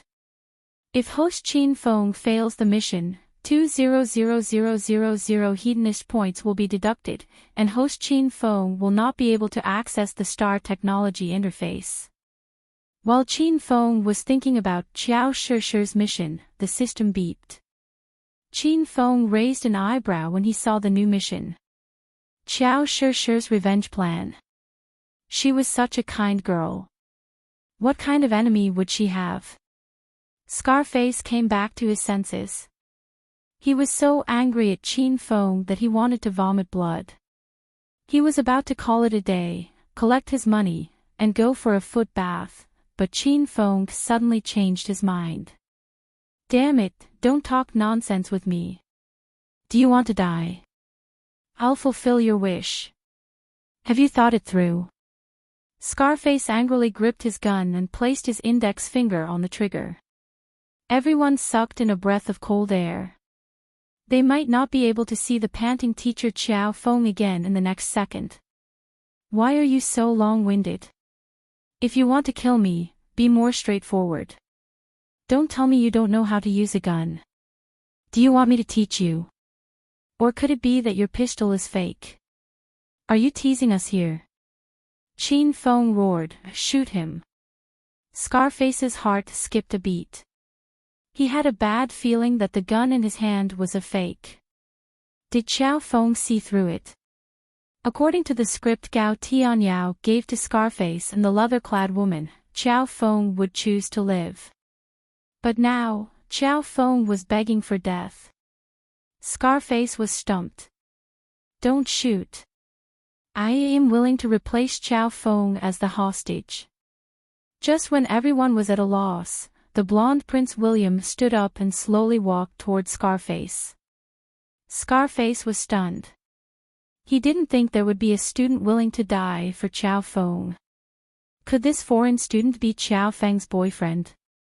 Hey! Don't come over. Stop right there. Scarface became nervous and shouted at Prince William with a Shaanxi accent mixed with Mandarin. But Prince William didn't stop. He looked at Qin Feng in confusion and asked, "What did Xiao Feng say?" Qin Feng smiled and said, "Prince William, come over here. He said he's willing to exchange you for me as the hostage." Prince William believed him and quickened his steps towards the knife-scarred man. The knife-scarred man panicked and angrily glared at Qin Feng. He wanted to slap him to death. How could this person be so shameless? You idiot. Don't come over. I said don't, bang. Before Scarface could finish yelling, he suddenly fell to the ground. Prince William withdrew his hand and smiled at Qin Feng. "Teacher Xiao Feng, I must have startled you just now. I've learned some martial arts since I was young, and I can kill hooligans with one hit." Qin Feng was slightly stunned. Scarface was a Stage 2 inner chi martial artist.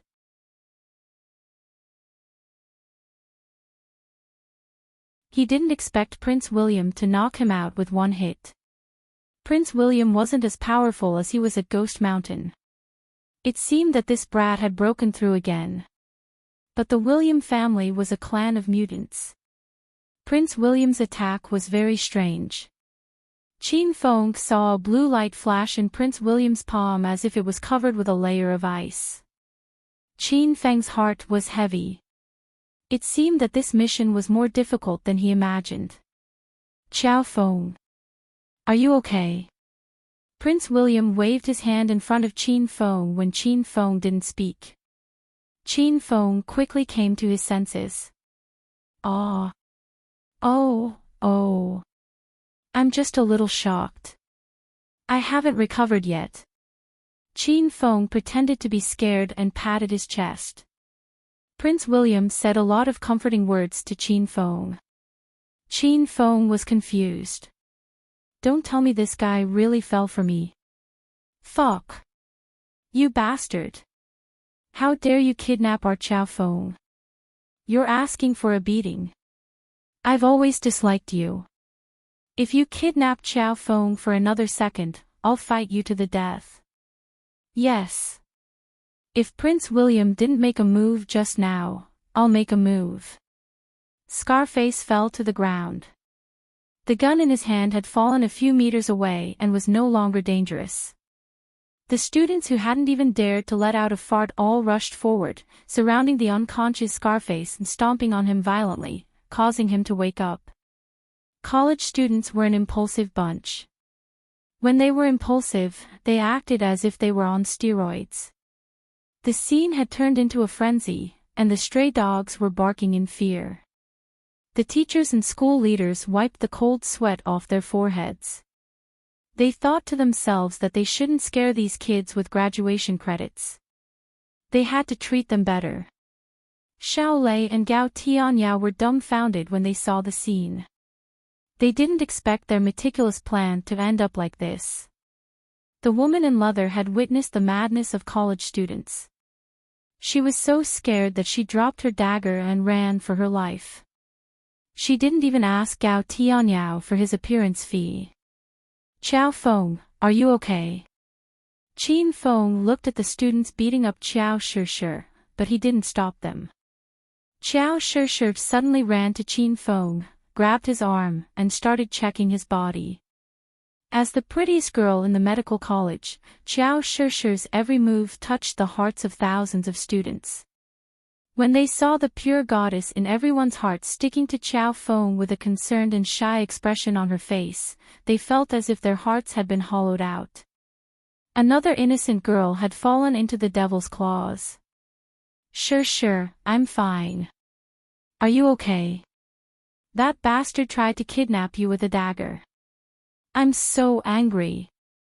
Chin Feng put on a concerned and angry expression. His big hand had already reached for Qiao Shishir's neck. Qiao Shishir's skin was as white as snow. It was smooth and soft like a freshly peeled egg.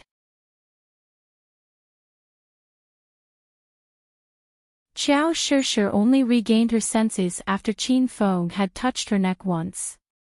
She was so scared that she took a step back. Ah! Qiao Feng, I'm fine. Don't worry. Qiao Shishir was so nervous that her little heart was beating wildly. This was the first time a boy touched her neck. In the next second, a trace of disappointment flashed across Qiao Shishir's beautiful eyes. She suddenly remembered that Qiao Feng wasn't the first man to touch her. That hateful Chin Feng was the first. Suddenly, Qiao Shishir hated Chin Feng because she felt that she had fallen in love with Qiao Feng. Ahem. Don't be nervous, Shishir. I'm just concerned about your safety. I don't have any ulterior motives. Chin Feng had just gained Qiao Shishir's trust, so he didn't want her to label him as a pervert so soon. Qiao Shishir's pretty face blushed. There was still a trace of melancholy in her eyes. She nodded and said softly, Professor Qiao Feng, I'm a little tired. I'll take a leave of absence from your class. I'll go back and rest now. Qiao Shishir left without hesitation. Her frail figure was like a fairy that had fallen into the mortal world, lonely and desolate. Chin Feng was fascinated by Qiao Shishir's retreating figure. This girl's mood was unpredictable. Even Chin Feng couldn't figure out what she was thinking. While Chin Feng and Qiao Shishir were flirting, the students of Provincial Capital University had tortured Scarface to the point that he was covered in cuts and bruises. When Chin Feng looked at the ground again, he was so shocked that he almost jumped up. What's going on with the dozen or so stray dogs hugging Scarface's body? Scarface was beaten awake from unconsciousness, then beaten back into unconsciousness. Qin Feng originally wanted to kick him a few more times. Who asked you to fucking point a gun at his head? However, when he saw Scarface's bloodied body, Qin Feng didn't have the heart to do so. The leather-clad woman didn't manage to escape. She was dragged back by the dozens of female students. It was Qin Feng's first time witnessing a fight between girls. The scene was even crueler than Scarface's. He could only hear the screams of the female students as they tore at the leather-clad woman's body. Bitch, how dare you frame our Professor Qiao Feng, look at your face. Are you insulting Professor Qiao Feng's taste? I'll crush your nipple. Qin Feng was scared away by the screams of the female students, and so were the male students. Gao Tianyao and Xiao Lei were nowhere to be found. The teachers and university leaders shook their heads and sighed. Most of them left as well. Wang Zhonghua and some university leaders stayed behind. They had already called the police and were waiting for the police to arrive to hand over the matter. Because of this sudden farce, Wang Zhonghua had Qin Feng cancel the next 2 classes and arranged for counselors to escort the frightened students back to their dorms to rest. Professor Qiao Feng, wait for me. Qin Feng didn't have any classes and was about to return to Yan Wushuang's villa when he heard Prince William's voice. You're tuning into the Dreamy Chapters YouTube channel. We're so grateful for your support, and don't forget to subscribe to join us on this incredible journey through captivating stories.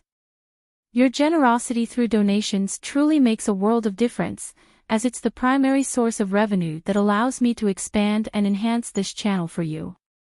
Thank you from the bottom of my heart for being a part of this adventure.